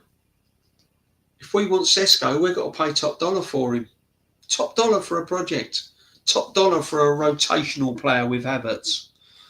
£85 million for a player that's going to rotate with Kai Havertz. How does that grab you, people? Eh? How does that grab you? I will always be supporting DJB. Big up, my friend. Thank you very much. Bless up. Love to everyone, my friend. Love to everyone. Thank you. Which position would Vitinha play for Arsenal? Do you know what? I'd say to Vitinha, play where you like. He's that sort of player. Play where you like. Bit like Jack Grealish did at Aston Villa. Do you remember Jack Grealish at Aston Villa? Every time I see him come and rock up at the Emirates, he dominated it. Absolutely dominated it. And again, some players, it's time to move on. Jack Grealish, time to move on from Pep. Hasn't worked out. Doesn't make Jack Grealish a bad player. He just needs to go somewhere else. And this is what I'm saying about Martinelli. Just needs to go somewhere else, mate. Send him somewhere else. It's where he needs to go. Time to move on. Which position would you play Pedri? Just behind the front two. Just behind the striker. Just in that hole, Dennis Bergkamp role. That's where I play Pedri. Menacing, my friend. Menacing.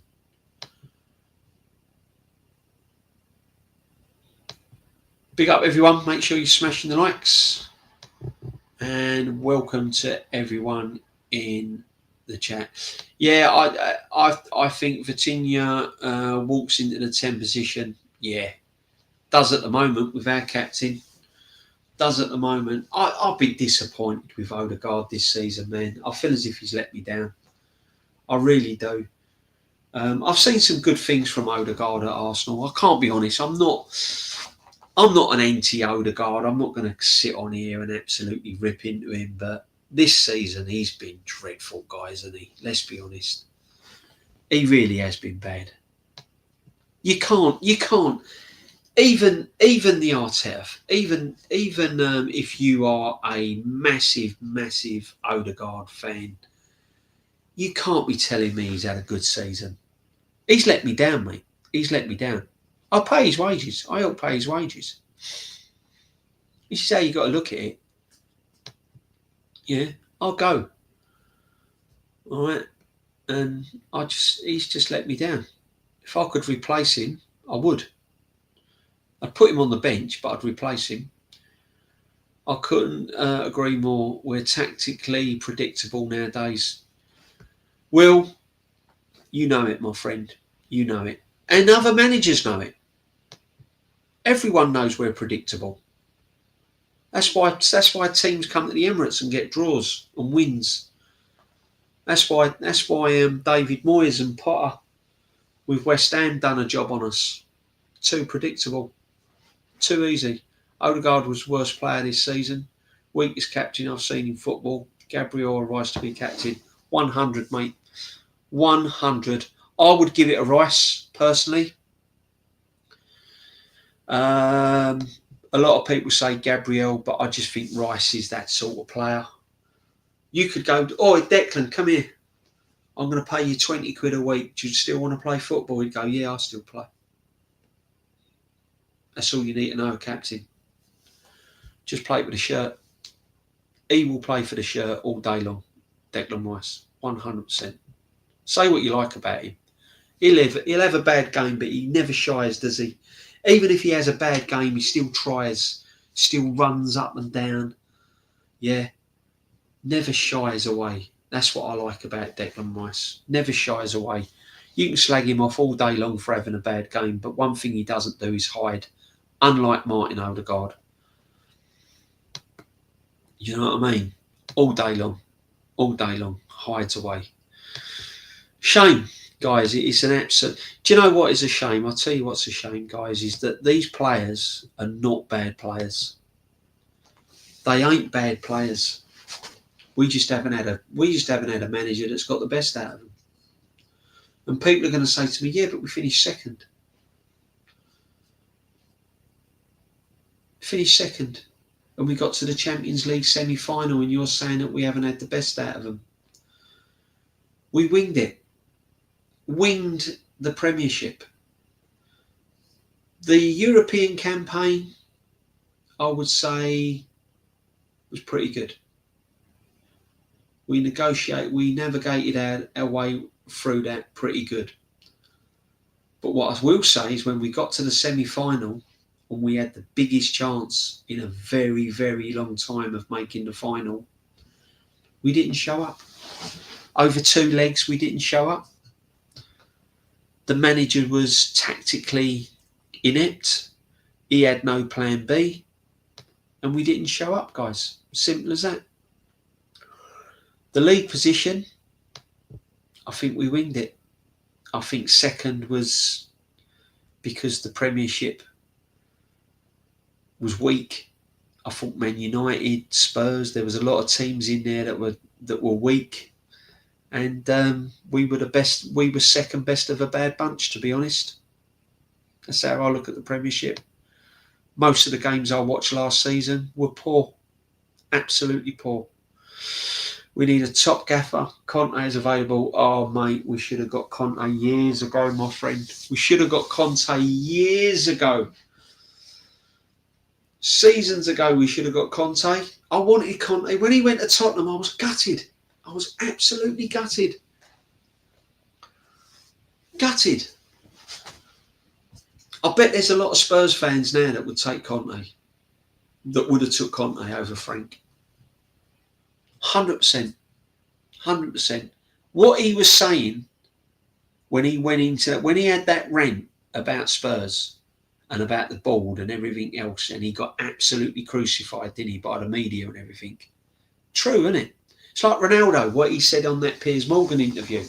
When you analyse what Ronaldo said about Man United in that Piers Morgan interview, right, about the club, about the structure, about the younger players, etc., etc., etc. Who's right and wrong? Who's right or wrong?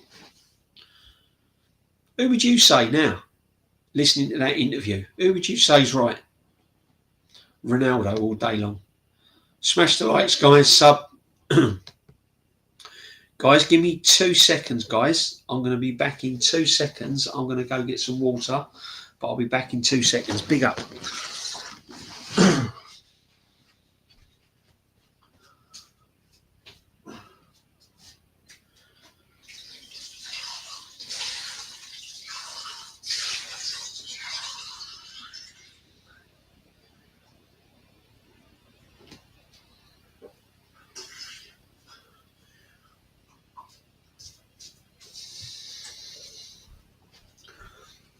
Alexa, turn on living room light. Okay. Oh, it's better, guys. Big up, guys. Should have had a coffee, really, shouldn't I? Or my cereals. Getting a bit hungry. I was going to get a cereal in, you know what I mean? DJB Arteta, is that predictable? We heard what Nuno said. Said no. What's that? No. All right, yeah. Centre with. No, Enrique knew Arteta wouldn't give him a different problem. He bought Ramos, who's been average at PSG since moving from Benfica. Yeah, he is predictable. Yeah, we heard what Nuno said. Yeah, 100%. He didn't think Arteta created any problems at all. No, he's just a long line of managers that think the same. No one's scared of us. And Enrique didn't even mention Arsenal when he was interviewed about what teams posed a threat to him. He mentioned Liverpool and Aston Villa. Didn't even mention Arsenal. Imagine Enrique in the Prem at Arsenal. Oh, imagine it, my friend. Can you imagine it? Anyone? Would you take Simeone? Yeah, I would. 100%. We didn't leave any impression on Enrique at all. No, it was done in 5 minutes. 5 minutes I was there against PSG. They came out, they scored, and since from that moment on, we didn't really look threatening enough. Not really. We sort of huffed and puffed, but didn't really blow any doors down, did we? Let's be honest. It weren't sort of that PSG semi-final. It wasn't like wave after wave after wave of attack, hitting the post, off the line, crossbar, goalkeeper making saves here, there, and everywhere. Weren't really, was it? It was just a few little efforts, little moments, and that's what we've been doing, guys. We've just been living in the moment. We're just moments teams. Yeah, we just had moments of brilliance. Man City 5-1, Bayern Munich, PSV. They're just like little moments here and there. That's all it is. Trossard ain't that great, DJB. No, he ain't. I would choose all of Man City, Villa, Newcastle, Forest wingers over him. He's not Arsenal level. No, what I'd say about Trossard, right, he's a good bench player, isn't he? He's, again, see, this is the thing we've got to try and do, right? It is impossible, I would say, to have 11 players that are all kind of the levels of like your Henrys and your Burke. Them days ain't ever going to happen again at Arsenal.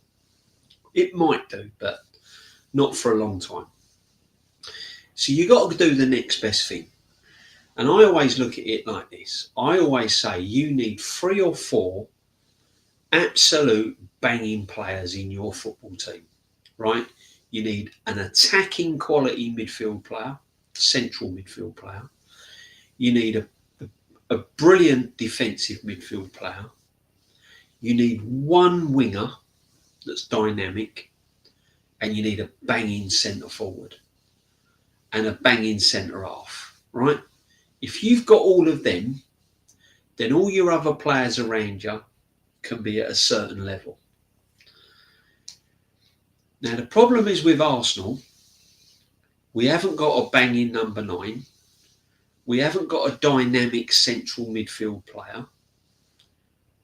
We've got one good winger, Saka. We're okay in the centre halves, right?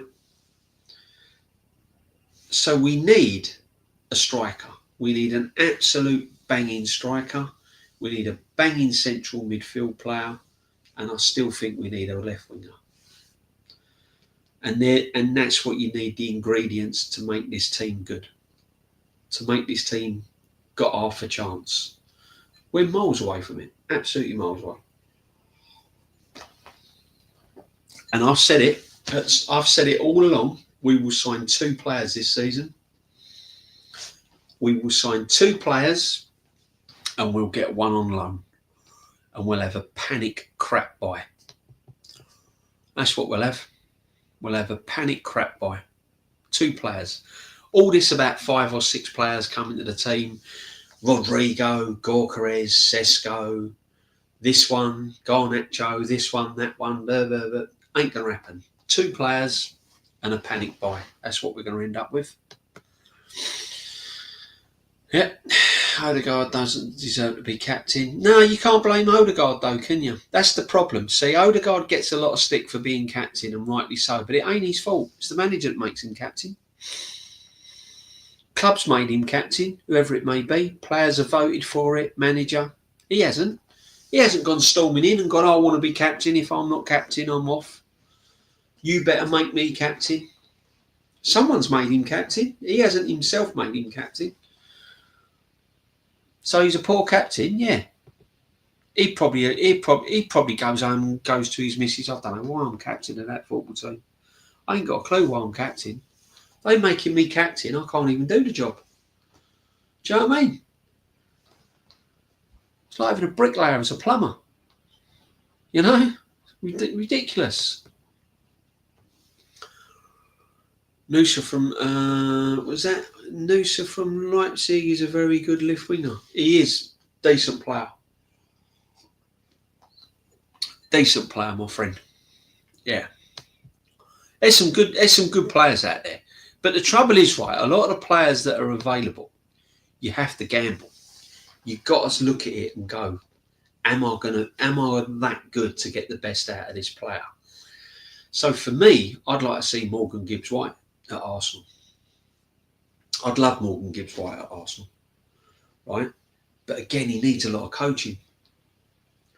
He's got all the attributes there, but he needs a bit of tweaking, doesn't he? Like he needs to release the ball in certain areas earlier. He gets in shooting opportunities. He gets good shooting opportunities, and his decision making is a little bit wayward, right? So he needs a bit of coaching. So then you look at our coach and you think, can he do it? And he can't. He can't do it. He hasn't done it to Martinelli. He hasn't done it to Jesus. He hasn't really done it to Havertz. Saka's not gone to the next level under this football manager. So that's the main problem, right? The main problem of this football team, the root cause of this football team is the manager. Yeah, but he got us to the semi-final. Who would you rather be? Would you rather be Brighton? Would you rather be Fulham? Well, we're no different to Brighton and Fulham. Brighton and Fulham are winning nothing, and nor are we. What's the difference? What's the difference? What's the difference? We finish second, get in the Champions League. We have a couple of nights out. We have a Wednesday night out and a Tuesday night out in the middle of the winter and spring. And then we get knocked out. No different. Yeah? At least Fulham and Brightons and teams like that can concentrate on the domestic cups and perhaps have a good cup run. Look where Fulham ended up in the FA Cup last season. Semi-final, wasn't it? When Palace knocked them out, didn't they? So it's all right comparing. But who would you rather be? You tell this to West Ham fans. Would you rather be West Ham? Well, West Ham won a European trophy not so long ago. West Ham won nothing this season. Nor did we. We didn't win anything either. What's the difference? Rather have Morgan Rogers and Gibbs White. Rather have Morgan Rogers than Gibbs White. Yeah. I don't know. I like Morgan. I don't know. There's something about Morgan. There's something about Gibbs White, to be honest. I like Gibbs White. If you look at Gibbs White after every single game, he is absolutely knackered. He gives everything. And that's all you want. That's all you want. You just want a player that's coming off of there that has given everything.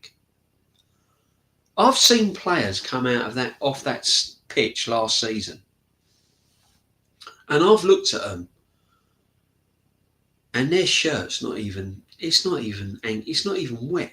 It's not even like they're not even panting. Look at Declan Rice. Look at Declan Rice after every single game. Next season, just take a look at him after 90 minutes of football when he's walking around that stadium, or during the game, and he has given everything. He's ran up and down, he's joined the attack, he's got in defence. Seriously, guys, absolutely everything. And that's all you want. That's all you ask for your player. Gabriel's the same as well. Yeah. Martinelli over Hudson and Doyle, I would say. Would love Rodrigo, but we ain't getting him. No, I don't think we are, my friend. I don't think we are. You look at other streams, they'll say we've signed him. Done deal. Click, click, click, click, click, click, bait, bait, bait, bait, bait, bait, bait, bait, bait. Take a gamble on Leao, yeah, I would. For me, he looks better than Williams. I think he's better than Williams, my friend. Big up Oliver anyway. What you got to realise, right, guys, all of these players that are going to come to this football club, right, have never played in the Premiership. Sesko, never played in the Premiership. Going to need coaching. He ain't gonna come in. He ain't gonna come into the Premiership and just sort of like look a natural, totally comfortable player. He's gonna need coaching. Something this manager has got to do. He's got to try different things. His in-game management has got to be different. He's got to take chances. He's got to be a lot more braver. He's got to learn from his mistakes. And he's got to try different things. Simple as that. He's got to. Otherwise, he's going to fail again. He's got to fail again. This is the problem. I like the look at Rafael Leao. He looks tailor-made for the Premier League. Yeah, he does actually. Yeah, he's a good player, but I don't know if we'll get him. I mean, Hendrick, yeah. I mean, don't know where he's going to end up, to be honest. Do you know what, right? next week, I'll tell you what you're going to see this week. What we into? We're into Monday already. All you're going to see this week is links. Arsenal are linked with this one. Arsenal are linked with that one. There's even links now where linked with Ollie Watkins again. Ollie Watkins, Sesko we wanted last season. We've been banging on about Sesko this season. And now and Gyökeres apparently was coming to Arsenal because that was his preferred team, turned down Man United. And now we're linked with Ollie Watkins. Now for me, if we're a definite on Sesko and we're a definite on Gyökeres, why are then we linked with Ollie Watkins? Are we going to get all three? Are we going to get Watkins and Gyökeres? Are we going to get Watkins and Sesko? Because remember, this manager has not got a brilliant track record of signing any striker. So I think we're only going to get one. And it ain't going to be two. It ain't going to be three. It's going to be one. So you're telling me after all this time, pissballing about with Gyökeres and Sesko, we're going to get Ollie Watkins? Make it make sense, because I can't. I think I'm now right, as an Arsenal fan, right, and I'm still fortunate enough to go. Listen, and I don't knock anyone that don't go. I'm not saying I go and you don't go, so that makes me better than you. No, I'm a fan. I'm a football fan, the same as everyone. Whether you go to Arsenal, whether you don't go to Arsenal, your views and your opinions and your comments are just as valuable as me doing this stream. All right, so it's not about that. But me personally, now I'm starting, because I go and I pay my money and I buy my season ticket, I feel as if I'm having the piss taken out of me. Seriously, I feel the club's taking the mick out of me. I really do. Yeah, it's like you paying for something and you're not getting it. It's like, how can I say? It's like you paying to watch a movie channel and you're only watching dramas. You're not seeing any movies, and you're seeing loads of adverts, or you're watching a drama week in and week out. You think, hang on a minute, they're taking the piss out of me. That's what I'm saying. I'm paying to watch football and I'm watching a load of dramas. I'm watching dramas. I'm watching like circuses of signings, players not being coached properly, players not kind of doing what they're meant to be doing. A manager that's got no plan B, a manager that can't get us over the line, a manager that's not brave in big game situations. That's what I'm seeing. So I just feel with all this Gyökeres and Sesko and Zubamendes and Williams and everything else, I just feel the club's taking the piss. Honestly, don't listen to it. Wait and see who we sign, and then we'll see where we go from there. Because at the moment, it's a piss take. The club's taking the piss out of you guys and me. That's what they do. I'm with you, DJ. The club is fooling people every day. They talk about it. Yeah, big time. It's frustrating, Oliver, man, isn't it? It's frustrating, my friend. It really is frustrating. And they shouldn't be doing it. Come out. Wouldn't it be great, right, if Bert had done a press conference? Wouldn't it be good if Bert was on Sky Sports and said, look, ignore the Sesko, ignore the Williams, ignore everything you're seeing. This is the player we are absolutely trying to get at this football club. And give us a name. Yeah? Wouldn't it be great? Yeah, but clubs don't do that, do they? No, they don't have to if they've done their business properly. Does Liverpool fans worried who they're signing? Are Man United fans going to be worried about their signings? Man City fans? Even Leeds now are signing. Are they going to be worried? All these teams are strengthening. And we're just like, oh, yeah, you know, name me a club that acts like Arsenal. I don't know any football club that acts the way Arsenal do. Seriously, it's ridiculous. Absolutely ridiculous. Madness. I'm ashamed to live in this era of football. Yeah, it gets you like that, my friend. It gets you like that.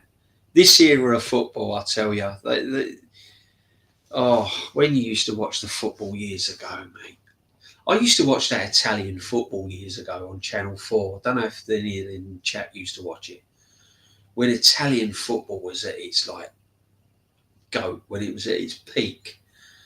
You know, when you had all these like Kluiverts and Marco van Bastens and all of these men, you know. Oh, the football, Pirlo's, and some of the football they used to play in Italy was just incredible. Really was.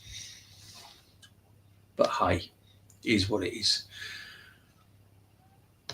No, I hope it ain't a joke, man. I hope it ain't a joke. But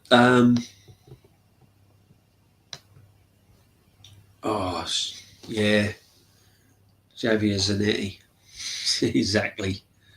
Say no more, my friend. Say no more. But do you know what, right? It's true what Thierry Henry said about the football club, and it. Let's be real. Let's be real. What Thierry Henry said. He knows, doesn't he? He knows we should have had a trophy by now. He was just trying to be professional, wasn't he, and say it in a nice sort of way. But really, what he was trying to say was like, fucking manager should have won something by now. Idiot. He's had all this money spent. He should have won something. Shouldn't he? DJB have any DJB don't have any proper Brazilian players in the world football anymore. That 02 World Cup squad, Brazil had, and what's that? Way crazy, so good. Yeah, you're right, my friend. And big up AFC Vigilante, man. Thank you very much for being on here tonight. Thank you for everything. Yeah, I don't know what's happened to Brazilian football these days. They had so many good players, didn't they? Go and have a look at that 82 team and all that in the 80s. Oh, mate. I don't know what's happened to Brazilian football. It used to be scary, didn't it? Everyone used to tune in and watch Brazil play, didn't they, in the World Cup? You know, used to rush home from school or rush home from work. Yeah, that's the first thing you used to watch, you know, not even England. It'd be like, oh, when's Brazil playing? When's Brazil playing? And that first game in the World Cup, you'd all tune in to watch Brazil because it was like, it was just magic, wasn't it? You just couldn't wait to see them. And now all that's gone. That kind of like feel-good Brazilian football has just kind of, I don't know where it's gone, man. Don't know what's happened to it. But then football on the general, it's just so predictable and so robotic, and that's why I like watching the odd game of Spanish football. And Lee Gunner, I mean, big up Lee Gunner every time. I mean, he follows Spanish football all the time, man. And I've watched a couple of clips with him backstage and stuff. And when the stream's finished, him and Matty, and big up Matty as well. And some of the football is just incredible, you know. Some of the players, and you just think, no, we ain't got that in the Premiership. We just haven't got it. Not as many technical players as previous DJB, more workhorse players. It just seems that way now, doesn't it? It seems the more you've got the more industrial type player nowadays. You ain't got flared players, have you? Yeah, you haven't. It's more robotic. It's more kind of. It's like chess, isn't it? It's just like just moving sideways. Then they drop, pick up the ball. slowly building up. The defenders drop off and they just play in little lines, little patterns. That's all it is nowadays. It's predictable. It's boring, really, when you think about it. And the football nowadays don't allow you to be technically gifted. If you're technically gifted, you look out of place, because you might give the ball away sometimes and people jump on your back. Oh, he's given the ball away. Look what he's done. Look what he's done there. He's like giving the ball away, But you're just trying to create things and make things happen. Name me a Paul Gascoigne in the Premiership at the moment. A Glenn Hoddle, Paul Gascoigne. Name me a midfield player that's similar to Paul Gascoigne in the Premiership. There ain't one. There isn't one. And those that don't know in the chat who Paul Gascoigne is, go and watch a YouTube Paul Gascoigne. Name me one. There isn't one. I saw a clip of Ronaldo from December last year. He was still playing, shows his class. One of my all-time favourite players. Never seen anyone dribble at the speed he could. Nah, it's true, man.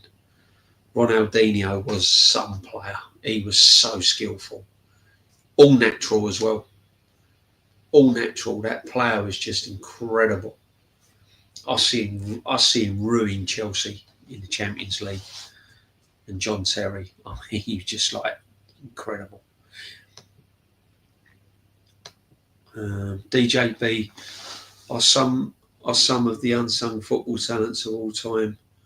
I got Laudrup and is that Ekiar? Yeah. Oh, Laudrup was some player. Wow.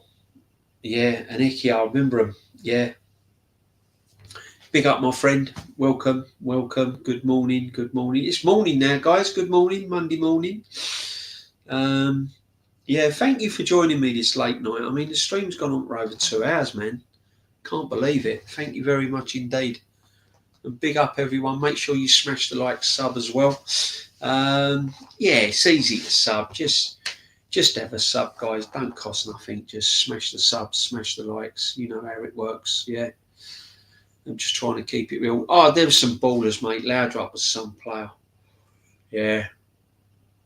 Wow. I remember that Dutch team as well back in the 80s and 70s. That Dutch team was something else. Total football it was, wasn't it? Total football. You had a centre half that could play centre midfield and look comfortable.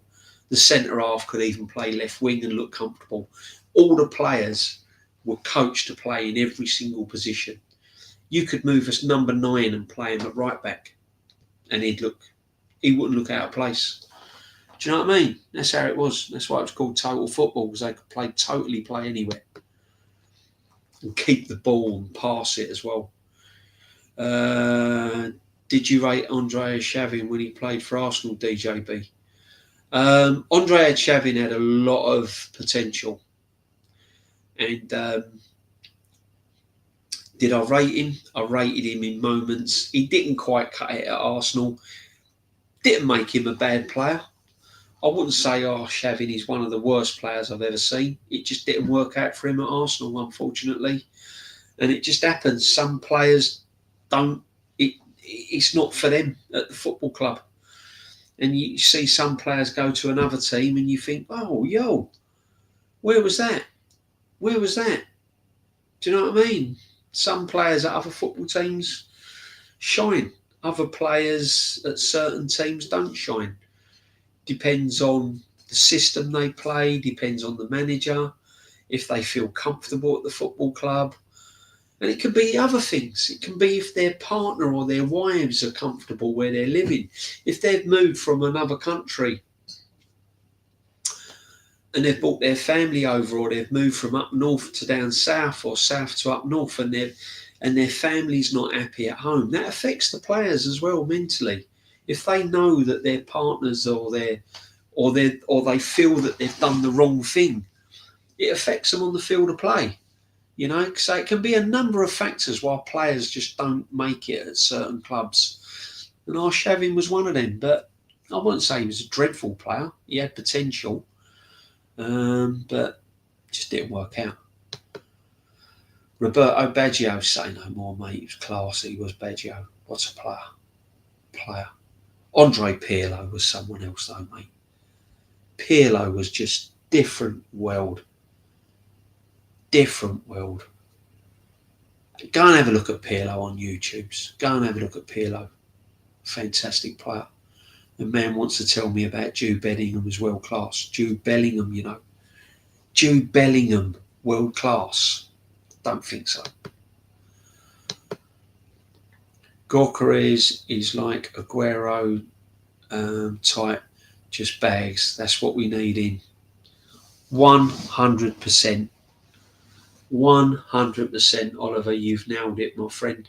That's all we need. We just need someone that bags goals. I don't want them to play pretty football. I don't want them to look skillful. I don't want them to look techie. I just that when that ball comes in the box, 9 out of 10 times he's putting it in the back of the net. That's it. That's all I want. That's all I want. Let players around him do all that. Yeah, when he shoots, 9 out of 10 times he hits the target. That's all I want. That is what I want. I don't want projects. I don't want strikers with potential. I don't want a striker where he needs to bed in, where he needs time. I want a striker. There's your shirt, number 9. There's the goal. Go and put the ball in the net. That's all I want. 100%. That is what I want, because we haven't had it under this football manager. Since Aubameyang, there hasn't been anyone that can do that. Del Piero, brilliant player. Yeah. Del Piero. Oh, man. Yeah, he was some player, man. Clever. Another one that saw things before the ball even come to him. Arshavin was unreal against Liverpool. He always loved playing. Yeah, he was. He was brilliant against Liverpool. 4 goals, I think he scored, my friends, didn't he? 4 goals. What? I think it was about 4 goals. Yeah, it was. He bagged 4, didn't he? He bagged 4. Smash those likes, guys. Yeah, if you haven't. But no, guys, it's really good. But we're going to wrap it up shortly, my friends, because and all I'm going to say to you is thank you very, very much. Honestly, so appreciative. I really do appreciate it. As I said, I'm a genuine fan. I'm a fan for the fans. I'm not here for clicks. I'm not here for anything else. I'm just here to chat, open up the community. You can chat amongst yourself. Do you know what I really like as well? When I look down the chat and you're all saying hello to one another and bigging up one another and getting involved in the comments with one another as well. You know, that's all part of it, guys. It's all part of it. It's why I'm doing it. It's because I just enjoy doing it. I just enjoy being here, talking to people and talking about the football club. And it just leads to different things, and it's good. It's good, mate. It's really good. Keep it going, guys. Keep it going. But I am getting a bit tired. What we got? Liverpool Football Club fan here. You're a top gent, DJB. Big up to you. Oh, thank you, Ben. You're a top guy as well. I'm sure you are. Yeah, and I hope you had a lovely weekend, my friend. And if you're a dad, I hope you've enjoyed Father's Day. If you're not a dad and you've still got your dad, and I hope everything's all good. Whatever you've done, I hope you enjoyed it and you enjoyed your weekend, and you're having a good summer so far, my friend. Big up, my friend. Big up. Good morning, DJB in the chat. Waha, good morning. Good morning. And same to you. I hope you've had a great weekend. I really do.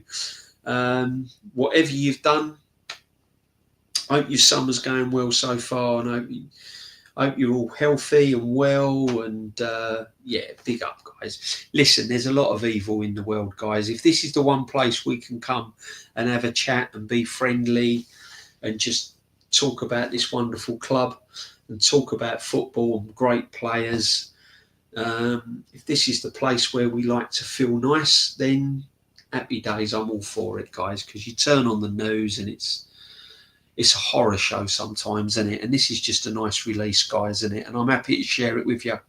Happy to be here with you guys. Seriously, big up. Lovely stuff. It is lovely stuff, my friend. Thanks, but was quite uneventful. Hope you're doing good. Oh, that's a shame.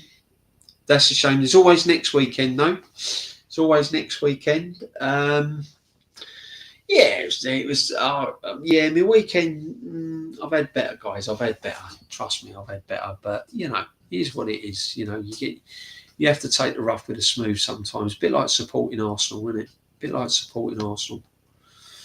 And if you're not an Arsenal fan and you're in the chat, big up anyway. Yeah, we're all football fans. We're all from the same family, aren't we? I know we have banter, as I said before. There are football clubs that we love. There are football clubs that we dislike. There's football clubs that we absolutely hate. But the bottom line is, guys, we're all fans. We're all under the same banner. And we all like the same thing. So welcome to the community. Welcome to the community. Big up, big up, big up. Big up to the community. Big up DJB for the stream. Yeah, big up, my friend. You're welcome. 100% welcome. And watch out for more streams. I've got, great show on Tuesday with Kenny Ken. I'm glad you've mentioned it. On Tuesday, I'll be going live with my right-hand man, Kenny Ken, Nortsky, and the Godfather, Jez. We'll all be in there. We'll all be chatting, and we'll all be having a good old chat, finding different things where we can go. Discussing whether the club's a circus or not. Is it a circus? Can we call it a circus? I think it's a bit of a circus. When you're linked with signings and you haven't announced them, when you're bouncing off of one number 9 and you're going across to the other number 9 and you ain't signed any of them, when you're linked with so many players and you ain't signed any of them, when you're giving fans false hope and you ain't won nothing, when you got a dog called Win and we've won nothing, when you got a manager on £15 million a year and we've won nothing, I think it's a bit of a circus. But we'll be discussing it on Tuesday, guys. We'll be delving into it on Tuesday. Don't worry about that. What else we got here? Jez Arsenal, big up Jez. Yeah, big up Jez every time, mate. Every time. They're all real ones. Big up DJB. Yeah, big up my friend. Welcome to the community, my friend. And as I said, with your Arsenal, it doesn't matter what team doesn't matter what fan you are, what team you support. Everyone is welcome here. As I said, we're all under the same banner. We all love our football. We all have banter. There's clubs we like and dislike, but at the end of the day, we are all football fans. It is mainly an Arsenal channel, but at the end of the day, we can talk about other clubs. If you've got a club that you're concerned about or you're not happy with or you're not making the right signings, let us know. We'll have a little chat about it. You might educate me about your club. I'm always happy to learn about other football clubs all day long. Is that Jezza? Jezzy's Arsenal. Big up, Jez. Big up, my friend. I hope you're well, my friend. I hope the weekend's gone well. I can't wait till we do our stream on Tuesday, my friend. Big up to you, man. Love to you all the time. You know that.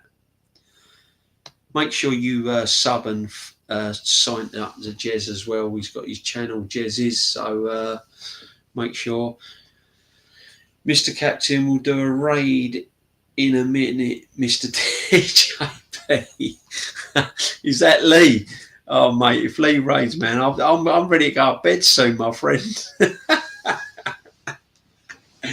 Oh, dear, honestly, my weekend has been so stressed, man. I've not had a lot of sleep. I'm ready to go to bed. It's just that I put this stream up for 11 o'clock tonight, and to be honest, when I got home, I'm thinking, oh no, but I couldn't let you down. I thought I've got to do it.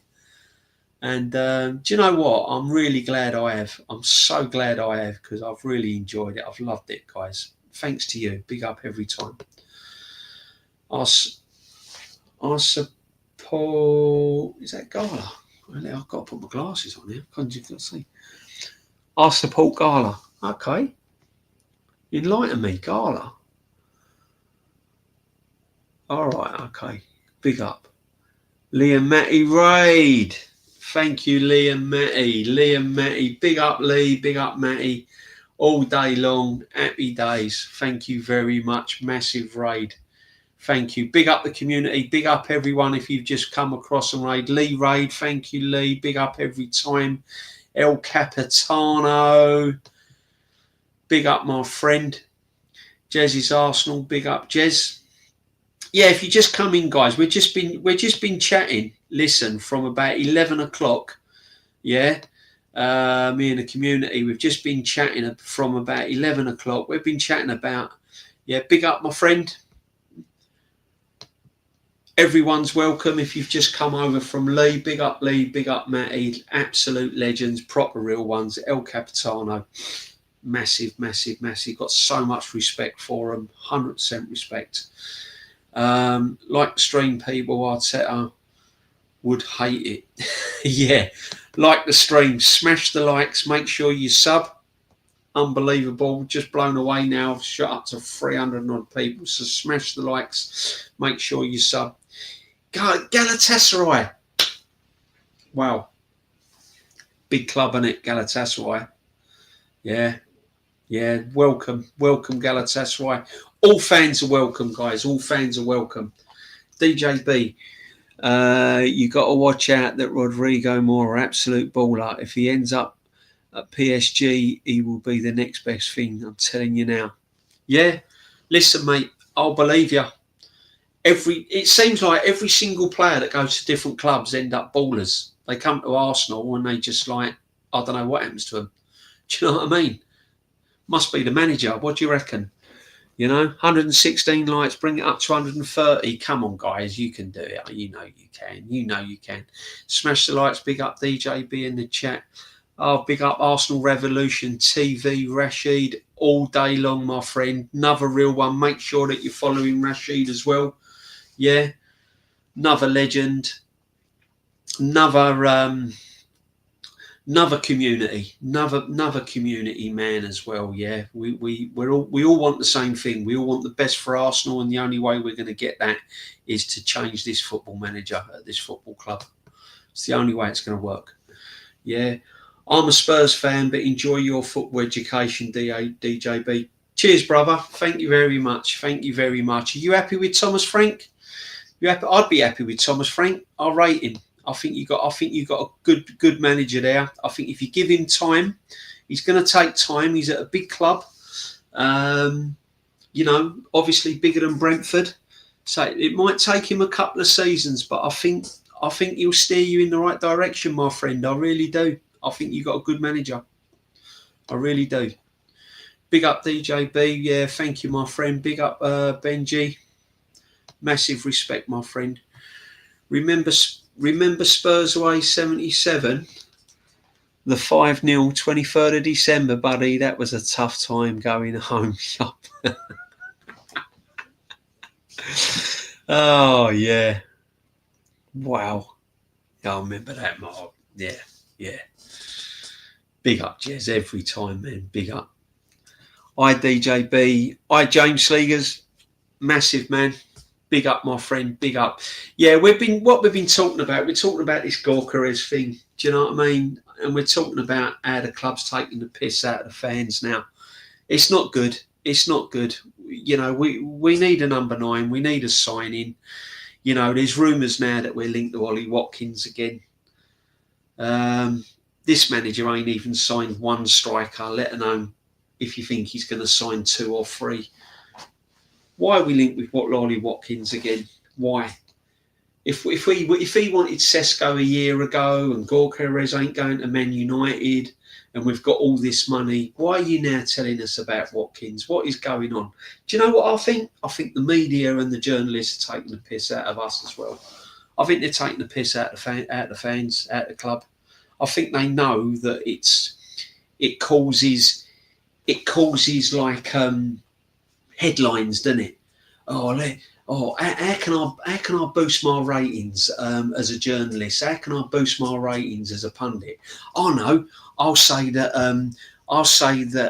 the Gorkarez has said that he wants to sign for Arsenal, blah, and it just causes all this kind of frenzy.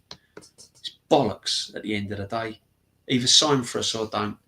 David C, my man, thank you. But signing a player from Unai Emery, yeah, exactly. You know what I mean? I'll be honest with you. As I said, if you've just joined me, guys, I said earlier on in the stream, it's got to the stage now where I don't give a crap who we sign. I'm just fed up with it.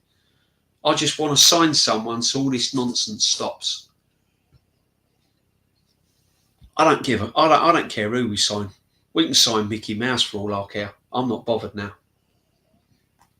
I just want all this nonsense to stop. I really do. It is absolutely abysmal. But whoever we sign is better than what we've got. Even if we sign Watkins, it's better than who we've got, isn't it? Do you know what I mean? Vincenzo Petroni, yeah. Oh no, sorry. Oh no, sorry, typo. Do you know what I mean? It's better because what's our options at the moment? Havertz, Marino. That's our options at the moment. So if we sign Sesko, I'll be happy because he's going to be better than them two. Gorkarez is definitely better than them two and Sesko. And even if we sign Ollie Watkins, he's better than them two. And he's probably better than Sesko because he's played in the Premiership. He's proven. So it doesn't matter who we sign. I just want a number 9. I just want a number 9. Better still, I want the manager gone, but that ain't going to happen. So I just want a number 9. Hey DJ, big up my friend. Guys, thank you if you just come over. Smash the likes. Make sure you sub as well. Takes about 2 seconds to sub. Don't cost anything. Make sure you sub. Smash the likes. All welcome. No matter who we sign, it still won't change anything as long as this current manager is still here.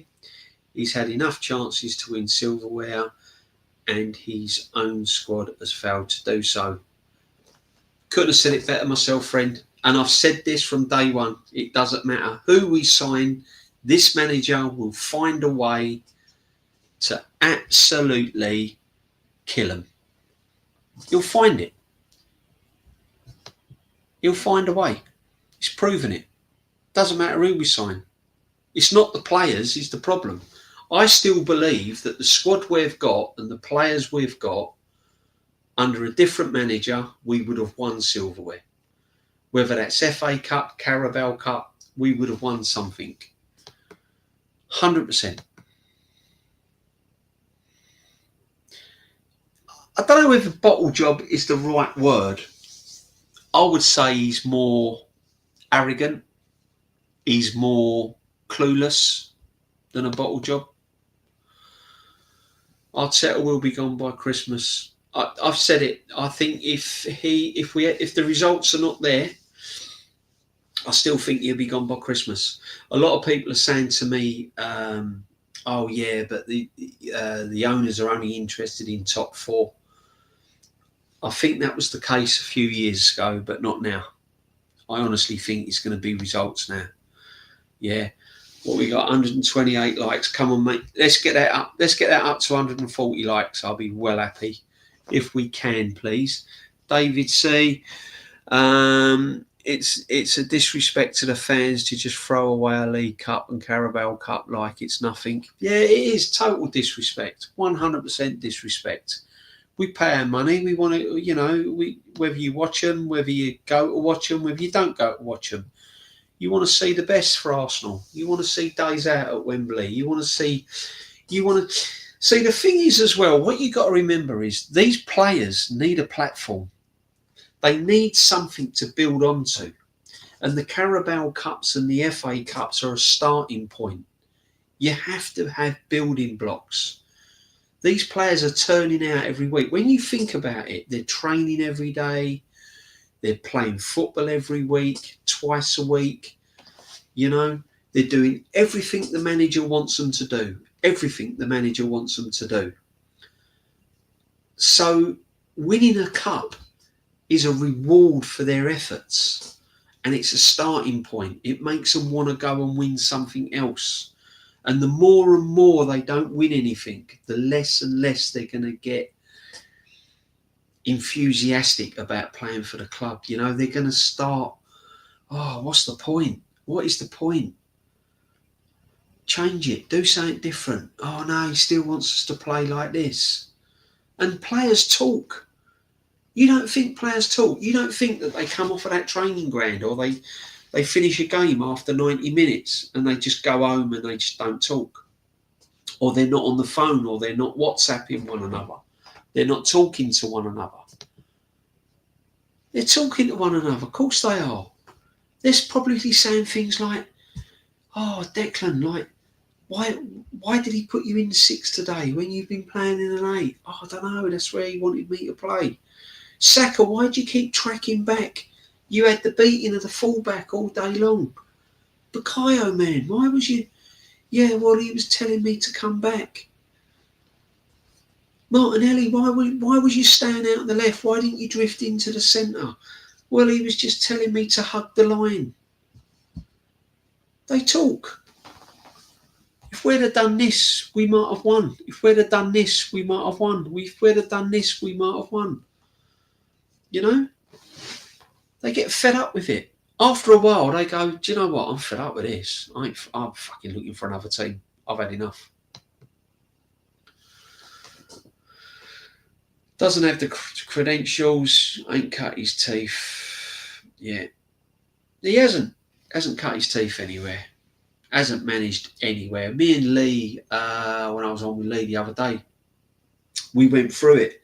And we was looking at all these managers where they've managed, and they've managed like under-19s, they've managed reserve team football, they've managed teams in lower leagues. I can't remember all off my head, but most of them have managed at some level. And then you look at Arteta and it's like literally about 2 things. That's it.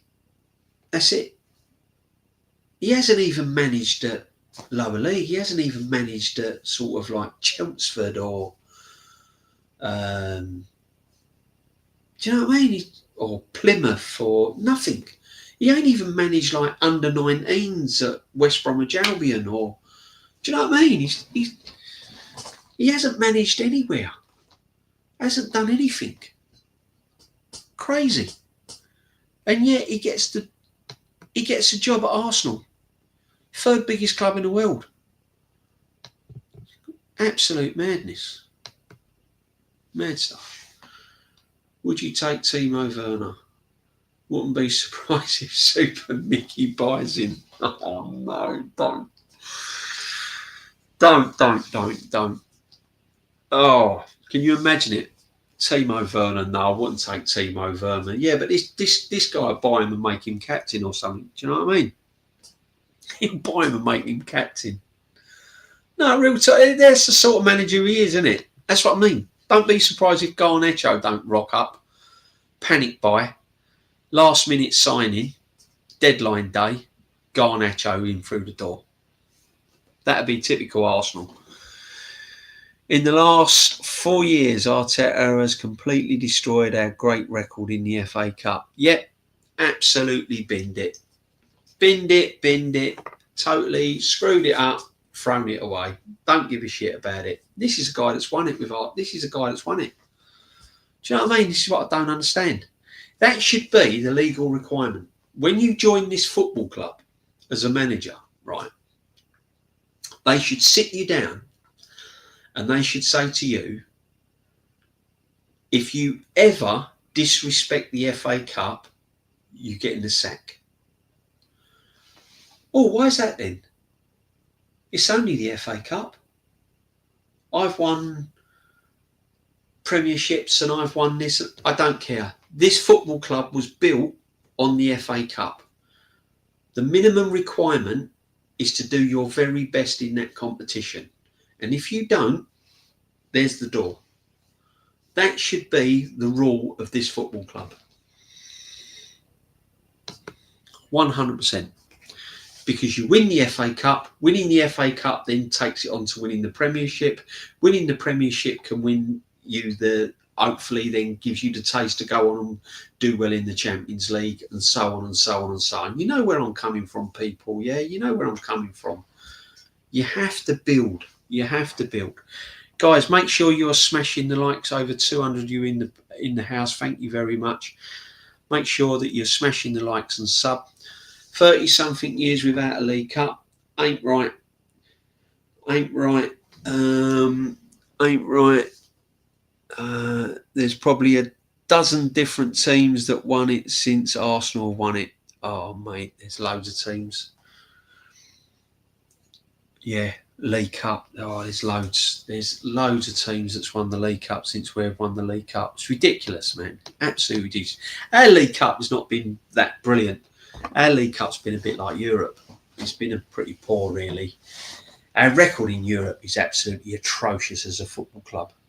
Madness. When you think about it, never won the Champions League. Just take some seconds to think about that, you know. All the great players we've had over the years. Brady's, Henry's, Bergkamp's, Perez's. All these great players. Frank McClintock's backs in the 70s. Radford's, Georgie Armstrong's. Do you know what I mean? Bob Wilson in goal. All these great players, and we've never won the Champions League. Never. That is crazy, isn't it, when you think about it? Big up DJB. Big up Glasgow, my friend. Every time. Big up. Big up the community as well. 100%.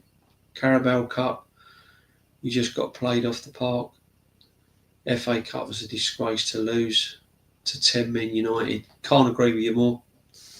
Can't agree with you more. Carabao Cup was a whimper, wasn't it, against Newcastle? It was dreadful, wasn't it? Absolutely dreadful. I walked out. First game I've ever walked out on. I was embarrassed. I had to walk out, and I'd have lost my season ticket. I had mutants all round me. I'd have lost my season ticket. I'd have been thrown out. No, that weren't a good time for me at all, that Carabao Cup. It was the one cup I thought we'd win this season. I set my sights on winning that Carabao Cup. I thought to myself, if you win the Carabao Cup, we may then push on to win the league, or we may kind of... No, that was disgusting. That was absolutely terrible. And the FA Cup was just laughable, wasn't it? That was a joke. That was an absolute joke. Big up, everyone. Hope you're enjoying the stream, guys. Massive. Massive, massive, massive.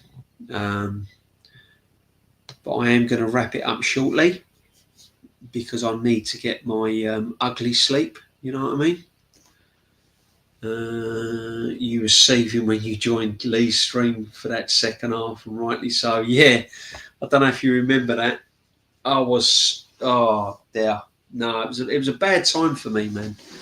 That Carabao Cup, that done me last season. That was the one game that done me. The other game that done me was PSG, first leg of the PSG at home at Emirates. 2 games last season that really, really hammered the nail in the coffin with this manager with me, and that was Newcastle, PSG. PSG first leg. Second leg I knew he was out. It weren't very good performance anyway, but PSG first leg to me weren't good enough, guys. Just weren't good enough. Yeah, but we had injuries. No, we didn't. If you look at all the big games we've played this season, we've not had many injuries. Look at the team we played against Man United. Look at the squad. You can go and check it. Look at the team we played against Man United in the FA Cup. Wasn't many out injured. Look at the team we played Newcastle. 2 legs. Weren't many out injured. And look at our lineup against PSG. First leg. Or even the second leg, if you like. Weren't many out injured. And both was absolutely appalling, guys. Absolutely appalling. DJB, it was the same game against Newcastle in the League Cup. Yeah. Same game, wasn't it? Same tactics, same way of playing. No variation, no bravery, no trying anything different, no trying to bamboozle the other manager. Just the same old, guys. Do you think Arsenal should have signed Leroy? Is that Leroy? He joined Ghana. Is that Leroy Sané?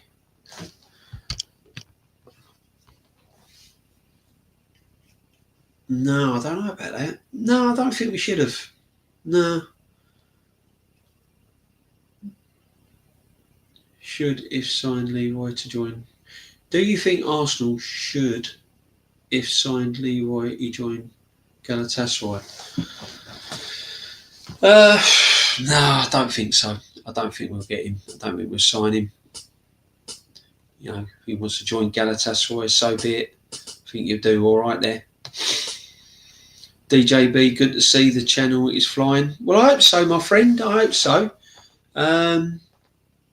You know, it's something that I enjoy doing. As I said, I'm just a football fan. Sharing it with the community. I just like to talk about football.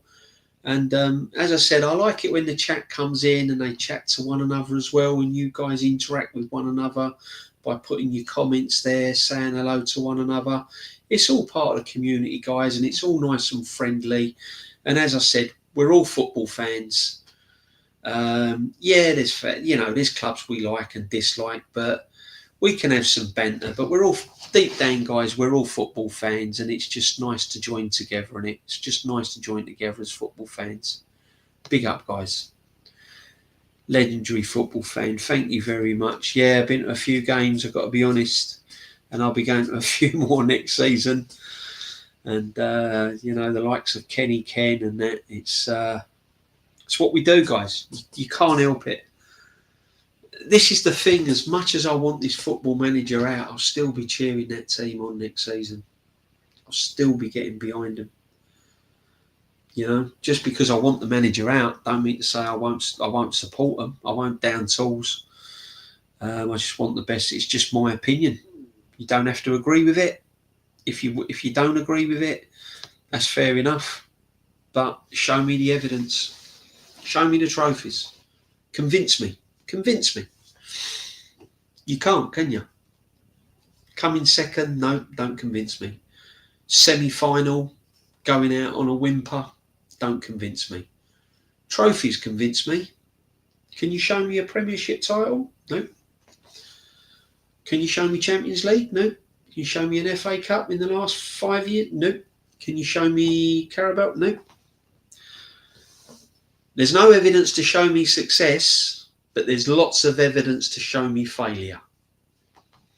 That's all you need to know, guys, about this football manager.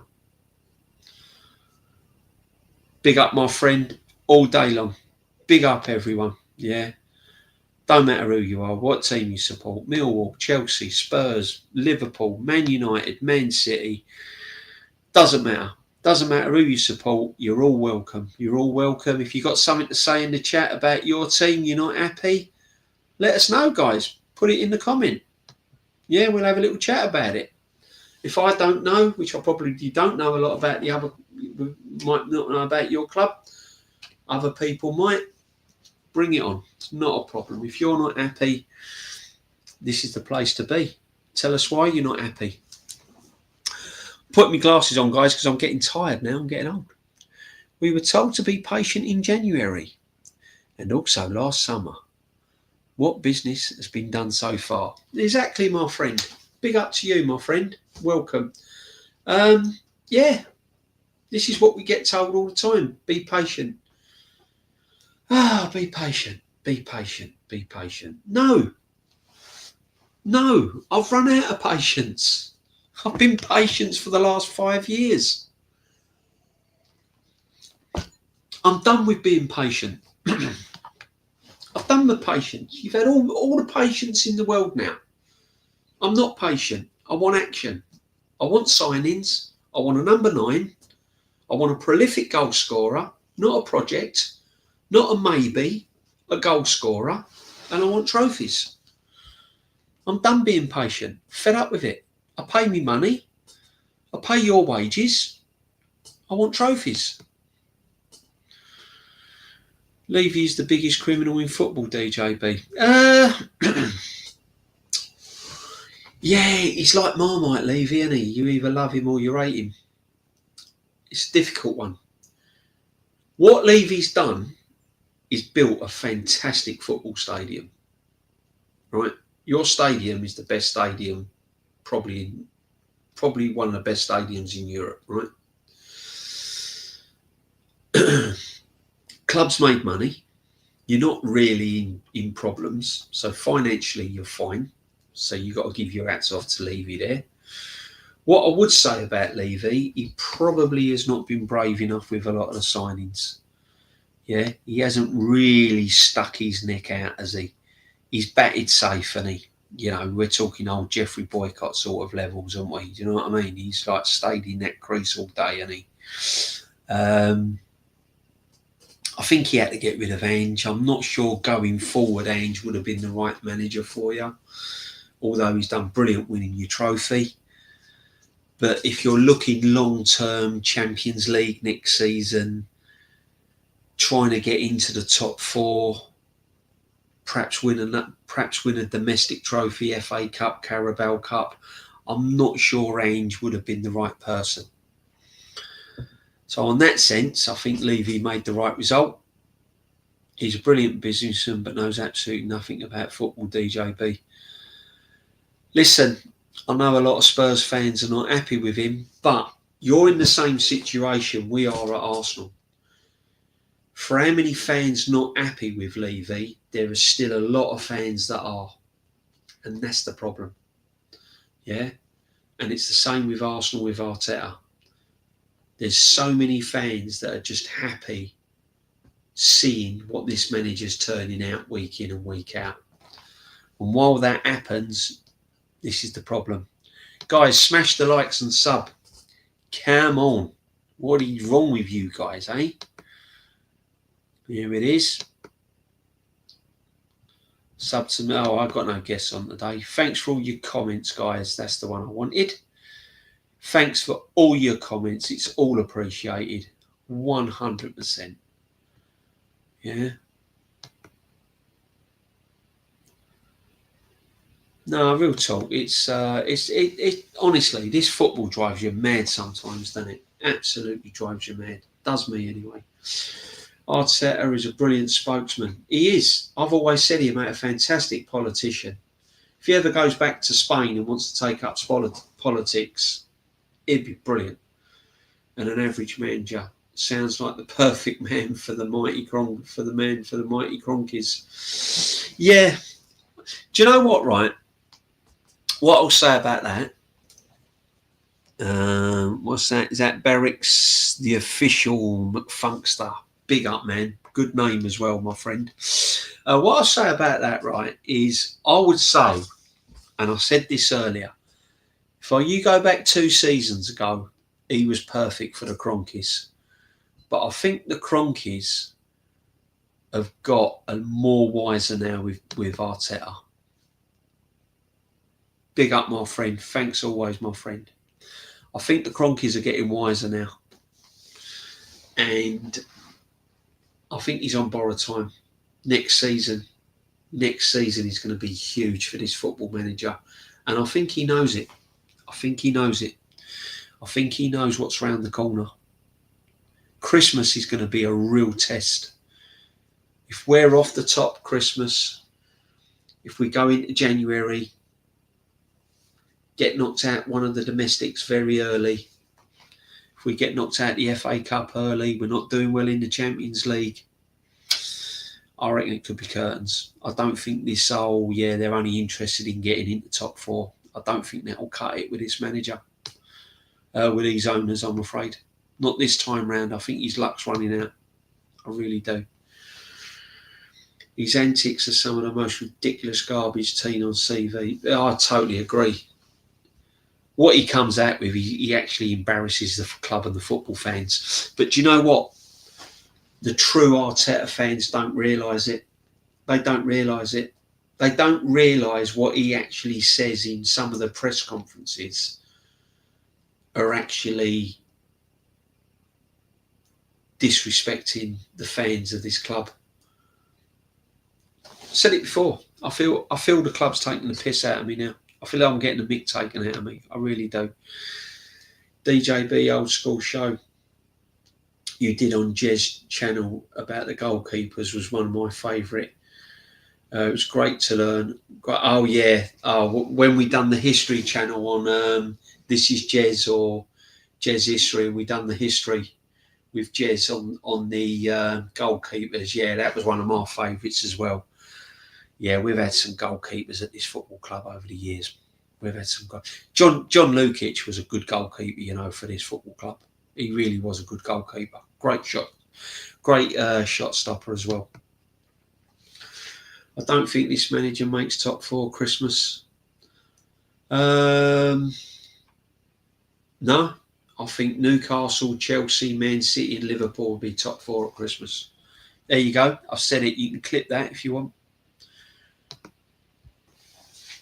As a Spurs fans, I hope Arteta gets a lifelong contract, DJB. That's wicked, my friend. All right. Okay. We're going to fall out, you keep saying that. I bet you do. I bet you do. I was gutted Ange left, to be honest. Big up the Spurs, man. You got a good signing in Frank. I'm telling you, just give him time. Talking of patience, you might have to be a little bit patient with Thomas Frank, but I tell you what, he knows his stuff.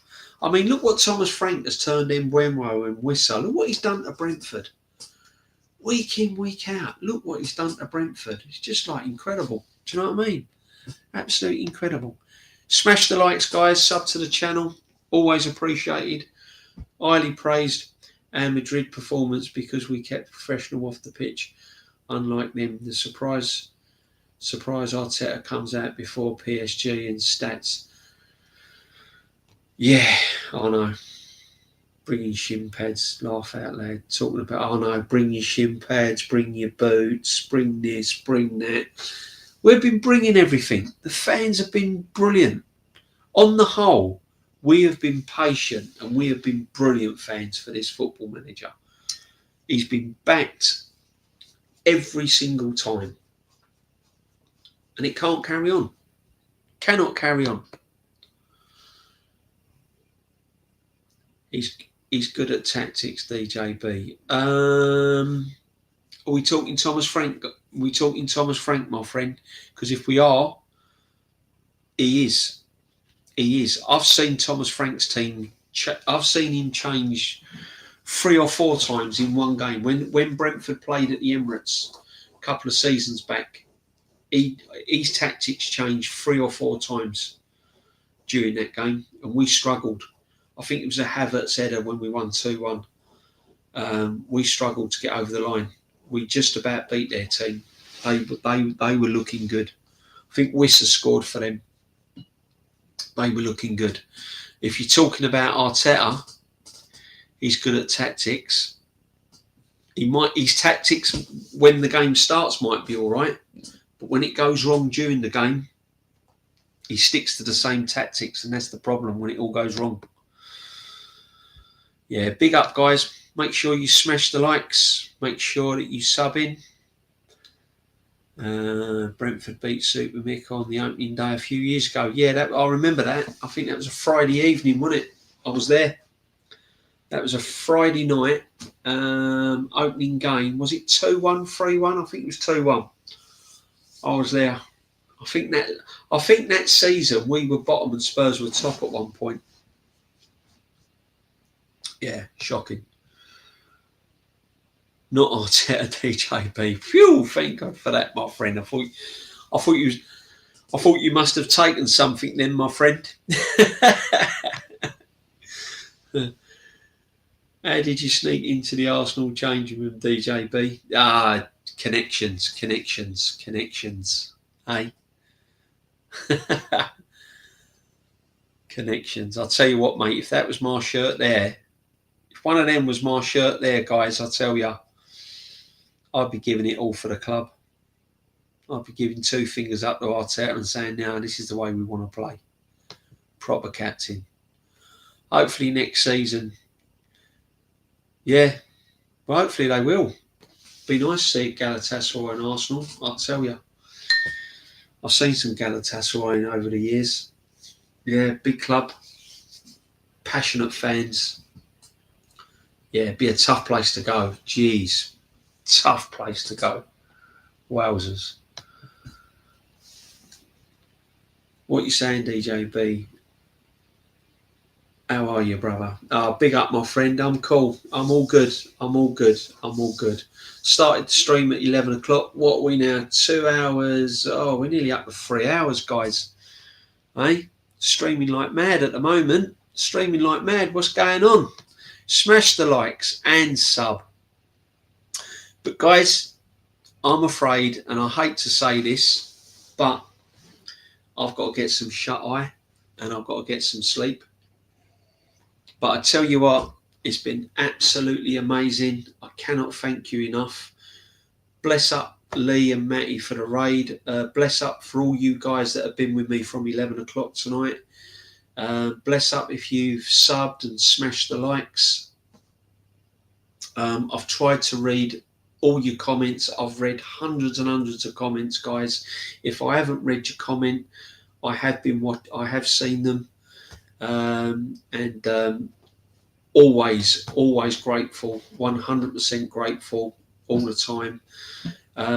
Yes, it's been an absolute pleasure, guys. Been an absolute pleasure.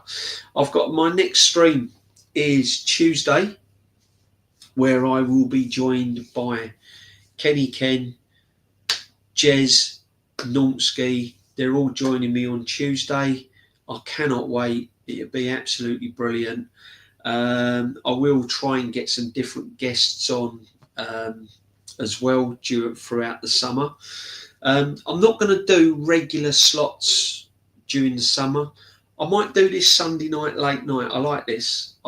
This may be a regular on 11 o'clock Sunday night. So watch out for that.